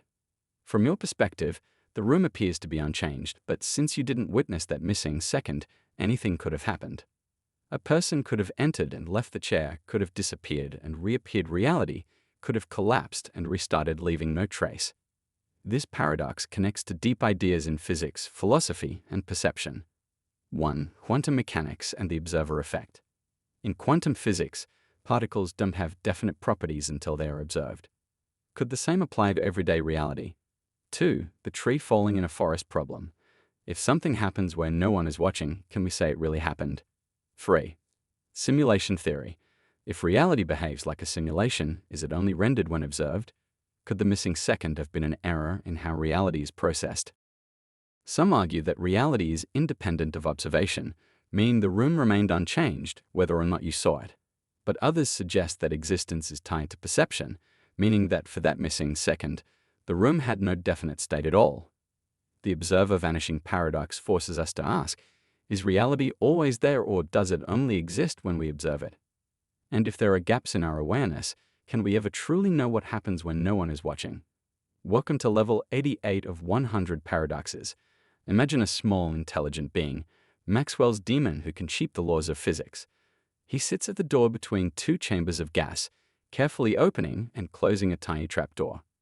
Every time he sees a fast-moving molecule, he lets it pass to one side. Every time he sees a slow-moving molecule, he keeps it on the other side. Over time, one side gets hotter and the other gets colder, creating a temperature difference without using any energy. This seems to violate the second law of thermodynamics, which says that entropy disorder in a system must always increase, but physicists later found a catch. Maxwell's demon doesn't just sort molecules. He must also store and process information about them. Now, let's add a new problem. What happens if the demon forgets? This is Maxwell's demon with information loss, a paradox that connects physics, computation, and entropy in a completely new way. If the demon keeps track of every molecule forever, he seems to cheat thermodynamics, but real systems can't store information perfectly. At some point, the demon's memory fills up, and he must erase old information to keep working. And here's the crucial twist. Erasing information creates entropy. In 1961, physicist Rolf Landauer discovered that whenever information is erased, heat is released, increasing disorder in the system. This means that no matter how perfectly Maxwell's demon sorts molecules, he must eventually delete old data, which restores entropy and prevents a perpetual motion machine. This paradox forces us to rethink not just physics, but also computation. If information is a physical thing, does memory storage itself obey thermodynamic laws? If forgetting increases entropy, does that mean every act of memory loss creates heat? Does this mean intelligence and computation are fundamentally linked to energy consumption? Some scientists argue that the universe itself may be like Maxwell's demon, constantly processing and erasing information. Others suggest that entropy is not just about disorder, it is directly tied to the limits of knowledge. Welcome to level 89 of 100 paradoxes. Imagine two scientists conducting an experiment in a high-tech lab. One scientist, Alice, stands inside an isolated chamber where an event will take place, a flash of light triggered by a quantum particle. The other scientist, Bob, stands outside the chamber observing the results on a screen. Now here's the setup. Inside the chamber, Alice sees the flash of light and records the time it happens outside the chamber. Bob's screen updates a few seconds later, confirming that the light flashed, but now something strange happens. A glitch in the system erases Alice's memory of seeing the light. She checks her notes and finds no record of the flash happening. From her perspective, it never happened at all. Bob, however, still has the data on his screen proving that the event occurred. Now, here's the paradox. Did the event actually happen? If one observer has no record of it, and if reality is observer-dependent, which observer is correct? This is the observer-dependent cause. Reality paradox, a problem that challenges the very nature of cause and effect. At first, it seems like a simple mistake. Alice just forgot. But in quantum mechanics, an event's existence can depend on whether or not it was observed. If Alice has no record of seeing the light, then as far as she is concerned, it never happened. But Bob's observation says otherwise. Welcome to level 90 of 100 paradoxes. Imagine watching a short video of people passing a basketball. Your task is simple. Count how many times the players in white shirts pass the ball. You focus tracking every movement carefully. At the end of the video, you confidently give your answer, but then the researcher asks, "Did you see the gorilla confused?" You watch the video again. This time, without counting to your shock, a person in a gorilla suit walks into the scene, beats their chest, and walks away you never even noticed. This is the invisible gorilla experiment, a psychological paradox that reveals a flaw in how we perceive reality. It proves that we don't see everything. We only see what we expect to see. At first, this seems like just a trick of attention, but the implications go much deeper. If we can completely miss something as obvious as a gorilla, what else are we missing in everyday life? Welcome to level 91 of 100 paradoxes. Knowledge seems limitless. There are truths about the universe waiting to be discovered, and in theory, anything that is true can eventually be known. But what if that idea is wrong? This is Fitch's paradox of knowability, a paradox that suggests there are truths that are fundamentally unknowable, even if they are logically possible to know. At first, this seems strange. The basic idea of knowability is that for any true statement, there must be a possible way for someone to learn it. This means that if something is true, we should at least be able to discover it, if not now, then in the future. But here's where the paradox happens. Let's assume there is a true statement that no one has ever known. That means the statement is both true, because reality doesn't change based on what we know, unknown because no one has ever discovered it. Now, if everything that is true can be known, then this unknown truth must be knowable. But the moment someone learns it, it is no longer an unknown truth. It becomes a known truth. And here's the contradiction. If the statement must be knowable, but can only remain true, if it is unknown, then it can never actually be known. Welcome to level 92 of 100 paradoxes. A famous thought experiment asks a simple question.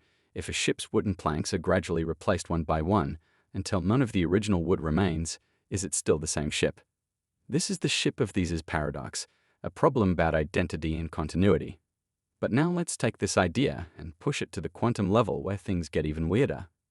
Imagine that instead of a ship, we ask this about you, your body, your mind, and even the smallest particles that make you on a basic level. The atoms in your body are constantly being replaced. The cells in your skin, your organs, even your brain, are not the same as they were years ago. The particles that make up your body today were once part of other things, stars, air, water, plants. So if every part of you has changed, are you still the same person? Now let's take this further. In quantum mechanics, identity is not as fixed as we assume. One quantum superposition. A particle doesn't have a single definite state until it is observed. Could the same be true for identity? Do you exist in multiple versions until reality forces one into being two? Quantum entanglement. If two particles become linked, they share information instantly across any distance. If your atoms interact with the world constantly, is you just an evolving web of connections rather than a fixed identity. 3. Quantum tunneling. In rare cases, particles can teleport across barriers without crossing the space in between. If your particles are constantly shifting, is the version of you right now even the same one that existed a moment ago? This creates a paradox. If classical physics struggles to define the same ship after gradual change, quantum mechanics makes identity even more unstable. If particles are interchangeable and constantly replaced, then are you a continuous self, or just a pattern that persists for a while? Some physicists and philosophers argue that identity is not about the matter itself, but about the information and structure that remains over time. In this view, the ship of Theseus remains the same because its form persists. Even if its parts are swapped out, the same could apply to you. Your consciousness and memories are what matter, not the specific atoms that make you up. Others suggest that true identity does not exist at all. Just like quantum particles, we are constantly shifting, never truly the same, from moment to moment, meaning the idea of a stable self is just an illusion. Welcome to level 93 of 100 paradoxes. Imagine waking up one morning to find that everything feels slightly off. The people you know act the same. Your house looks identical and the world functions normally, but something is different. Then you check the news and realize something impossible. Every recorded event in history has been reversed. Wars were fought backward. Buildings were constructed by collapsing in reverse, and rivers have flowed upstream, yet nobody seems to notice. Now, here's the paradox. If reality had always been reversed, would we even be able to tell? This is the reversed reality paradox, a problem that questions whether we can ever truly know the nature of time, memory, and causality. At first, it seems obvious that we would notice after all time moves forward and we remember the past. But what if our memories are also reversed? If every event played backward, but our memories updated to match, we would still believe time was moving forward. If cause and effect flipped, we would perceive them as normal because our understanding of before and after would also be reversed. If this reversal had always been the case, then there would be no way to compare it to anything else, meaning we would accept it as reality. This paradox raises deep questions. Is time truly moving forward, or is that just an illusion created by memory? If we only experience time in one direction, how can we ever prove that's the right way? Would reverse reality be any different from normal reality if all perception adjusted to match? Welcome to level 94 of 100 paradoxes. Mathematics describes everything in the universe from the motion of planets to the structure of atoms. But what if mathematics is the universe? This is Tegmark's mathematical universe hypothesis, a radical idea proposed by physicist Max Tegmark, which suggests that the universe itself is nothing more than a mathematical structure. At first, this might sound strange. We usually think of mathematics as a tool, a way to describe reality. But Tegmark argues that mathematics is not just a description. It is the fundamental nature of reality itself. Look at the laws of physics. The equations that govern gravity, electromagnetism, and quantum mechanics are deeply mathematical. The constants of nature, like the speed of light or the charge of an electron, seem to be numbers woven into the fabric of existence. But Tegmark takes this one step further. Instead of saying, the universe follows mathematical laws, he suggests that the universe itself is a mathematical object. Think of a perfect circle. In the abstract world of mathematics, a circle has an exact radius, an exact circumference, and follows precise rules. According to Tegmark, the universe is just another mathematical shape complex, yes, but fundamentally no different from a geometric object. If the universe is purely mathematical, then 1. Everything including space, time, and even consciousness is just numbers and relationships between them. 2. The laws of physics are not rules imposed on reality, but our reality. 3. If mathematics exists outside of time and space, then the universe itself may be timeless and infinite. If all mathematical structures exist, then there should be universes for all possible mathematical systems. This means that our universe is just one mathematical structure among infinitely. Many other universes could follow completely different mathematical rules. The idea of a multiverse might not just be a sci-fi theory, it could be an unavoidable consequence of mathematics itself. Some critics argue that just because mathematics describes reality, well, it doesn't mean reality is mathematics. They suggest that mathematics is a language, not the thing itself. Others question whether consciousness and experience can emerge purely from mathematical structures. Welcome to level 95 of 100 paradoxes. Imagine waking up in the morning, feeling the warmth of the sun on your skin, hearing birds outside, and smelling fresh coffee. Everything feels real, but what if none of it actually exists? What if you were just a brain floating in a vat hooked up to a powerful computer that simulates your entire reality? This is the brain in a VAT paradox, a modern version of Descartes' evil, demon thought, experiment, and one of the most disturbing challenges to our understanding of reality. If your brain were removed from your body and placed in a vat of nutrients while the supercomputer fed it, electrical signals that perfectly simulated your senses, you would experience life exactly as you do. Now the sky, the ground, your own body, all of it could just be a simulation, at first. This seems impossible, but if a computer could perfectly replicate every sound, sight, and feeling, how would you ever be able to tell the difference? Everything you know about reality comes through your senses, But if those senses could be manipulated, then how can you ever prove that the world you experience is real? This paradox raises unsettling questions. If all experiences could be simulated, then what does it even mean to know something? How can we trust anything we perceive? Some philosophers argue that it doesn't matter. Even if you were a brain in a vat, your experiences would still be real to you. Others suggest that without a way to prove external reality, we can never be certain of anything beyond our own thoughts. This isn't just a thought experiment, it connects to modern science. Neuroscientists have already manipulated brain signals to create artificial sensations, proving that perception can be altered. Welcome to level 96 of 100 paradoxes. Imagine shining a beam of light through a complex experiment, knowing that how you choose to measure it will determine what happens. But here's the twist. You make the decision after the light is already passed through part of the setup. This is Wheeler's delayed choice paradox, a mind-bending thought experiment in quantum mechanics that suggests the past isn't fixed until we observe it. To understand how strange this is, we need to go back to the double-slit experiment. When light passes through two slits and is not observed, it behaves like a wave interfering with itself and creating a pattern on a screen. But when we observe which slit the light goes through, it behaves like a particle and the interference disappears. Now, what happens if we wait until after the photon has passed the slits to decide whether to measure it as a particle or a wave?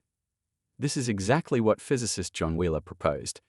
In the delayed choice experiment, a photon is sent toward a setup where it can take multiple paths, but instead of deciding how to measure it beforehand, we wait until after the photon has passed the decision point to determine whether we measure it as a wave or a particle. Logically, it should already know whether it behaved like a wave or a particle before we made the choice. But experiments show something unbelievable. Our decision in the present retroactively changes the photon's past behavior. If we measure for wave-like behavior, the photon seems to have taken multiple paths. If we measure for particle-like behavior, it seems to have taken only one path, as if it had always been a particle. This raises unsettling questions about the nature of reality. Does the past only exist when we look at it? If our choices in the present can affect the past, what does that mean for causality itself? Some physicists argue that quantum events don't have definite properties until they are observed, meaning the past isn't real until we look at it. Others suggest that reality is fundamentally connected across time, meaning that what we call the past is just another part of the equation, waiting to be determined. The Wheeler's delayed choice paradox forces us to ask if the past isn't set until we observe it. Does that mean time itself is not what we think? And if reality is shaped by our choices, are we constantly rewriting history without even realizing it? Welcome to level 97 of 100 paradoxes. Imagine a world where technology has advanced so far that every major decision, political, ethical, and scientific, is made through a perfectly fair AI system. This AI doesn't force people to obey it. Instead, it calculates the most rational and optimal decision for everyone. The AI provides pure, objective truth decisions that no logical person can dispute. Now, here's the paradox. What happens when someone disagrees? If the AI always reaches the perfect decision, then any disagreement must mean that the person is irrational, uninformed, or acting against the common good. Over time, as people learn to trust the AI's conclusions, fewer and fewer people even try to argue against it. But at what point does perfect agreement stop being free choice and start becoming a new kind of control? If an idea is so obviously correct that no one opposes it, does that mean people are actually thinking for themselves, or are they just following the AI's decisions without question? This paradox raises deep philosophical and ethical questions. If an AI always makes the best decision, does disagreeing with it mean you are automatically wrong? If everyone follows the AI's choices, does free will still exist, or has it been replaced by unstoppable consensus? Can a world where everyone freely agrees actually be a form of hidden control? This connects to real-world issues in technology governance, and decision-making algorithms already shape what we see, what we buy, and even what we believe. As AI systems get better at predicting optimal outcomes, will people slowly stop questioning them? Welcome to level 98 of 100 paradoxes. Imagine that you were trapped inside a perfect simulation. Every moment, every thought, and every action you take is part of a system designed to keep you inside, but you don't know it.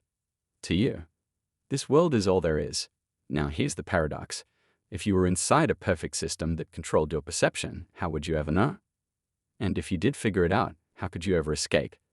This is the paradox of the observer's escape, a problem that suggests that if reality were designed to prevent you from realizing the truth, then even the idea of escaping might itself be part of the illusion. At first, it seems possible to break free if something about reality felt off. Glitches in perception, contradictions in physics, strange patterns. You could start investigating. But if the system were truly perfect, then it would control your perception completely, meaning even noticing a flaw would be impossible. It would generate explanations for anything unusual, preventing you from realizing the truth. If you ever got close to escaping, it could simply adjust your thoughts to make you forget you were questioning it in the first place. This paradox has deep implications for consciousness, reality, and free will. If you are part of a system that prevents you from knowing it exists, then how can you ever be certain that anything you believe is truly real? Even the concept of escaping could be an illusion, a carefully crafted way to make you think you have free will while keeping you inside the system. Now take this idea further. Suppose you did manage to escape. How would you ever know that you weren't just inside a larger system, one designed to make you believe you had escaped? If every attempt at leaving simply places you inside a higher-level simulation, does escape even exist? Some argue that this paradox suggests true objectivity is impossible, that we can only ever experience reality as it is presented to us, meaning we can never step outside to see the full picture. Others suggest that if reality is self-consistent and allows us to question it, that's proof enough that we are not trapped. The paradox of the observer's escape forces us to ask, if we can only perceive reality from inside it, can we ever truly understand it? And if escape is impossible to confirm, does that mean we were never trapped in the first place? Or does it mean we always have been welcome to level 99 of 100 paradoxes? Imagine looking up at the night sky, staring at the stars, the galaxies, and the vastness of space. No matter how far our telescopes can see, there is always more beyond an unfathomable cosmic expanse stretching into infinity. But here's the question. What if most of the universe is completely unobservable, not just because it is too far away, but because it exists in a way we can never perceive? This is the unobservable universe paradox, a problem that challenges whether reality itself is even measurable. At first, it seems simple. The observable universe, the part we can see, is limited by the speed of light and the expansion of space beyond that. Galaxies exist, but their light will never reach us. That means there is an unobservable region of the universe that we will never be able to study. But now take this idea even further. What if the majority of reality doesn't just exist beyond our telescopes, but in forms that are entirely outside our perception? One, extra dimensions. Physics suggests that there could be dimensions beyond the three of space and one of time we experience. If higher dimensional beings existed, we would never be able to see them directly, even if they were all around us. 2, dark matter and dark energy. 95% of the universe is made up of something we cannot see, detect, or fully explain. If we can't observe it directly, how do we know if we are even measuring the full extent of reality? 3, different laws of physics. Some theories suggest that other parts of the universe might have completely different fundamental forces. If physics itself varies across the cosmos, could entire regions of reality exist that follow rules so alien that we would never be able to recognize them? Now comes the paradox. If most of reality is unobservable, does it even exist? For us, some argue that what we cannot measure should not be considered real, since reality must be testable to be meaningful. Others suggest that our tools are simply too limited, and that vast portions of existence may forever remain outside our ability to comprehend. Welcome to the final level of 100 paradoxes. Everything we know is built on logic, reason, and explanation. We define concepts, create systems, and uncover truths. But what happens when we try to explain everything? This is the paradox of everything. A contradiction that challenges whether the universe, reality, and even logic itself can ever be fully understood.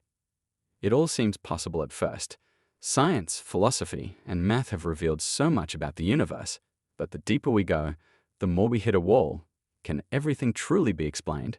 If everything needs a cause, what caused the universe, and what caused that? The chain either goes on forever or ends in something unexplainable, both hard to grasp. Logic, too, raises questions. If we use logic to understand everything, can logic explain itself? If all truths need proof, how do we prove the system that allows proof? Trying to define everything means including what can't be defined. But if something is beyond definition, can it really be part of everything? And what about paradoxes? If every paradox can be logically explained, they're not really paradoxes. But if they can't be explained, does that mean logic has limits? Some believe total knowledge is impossible. Every answer leads to more questions.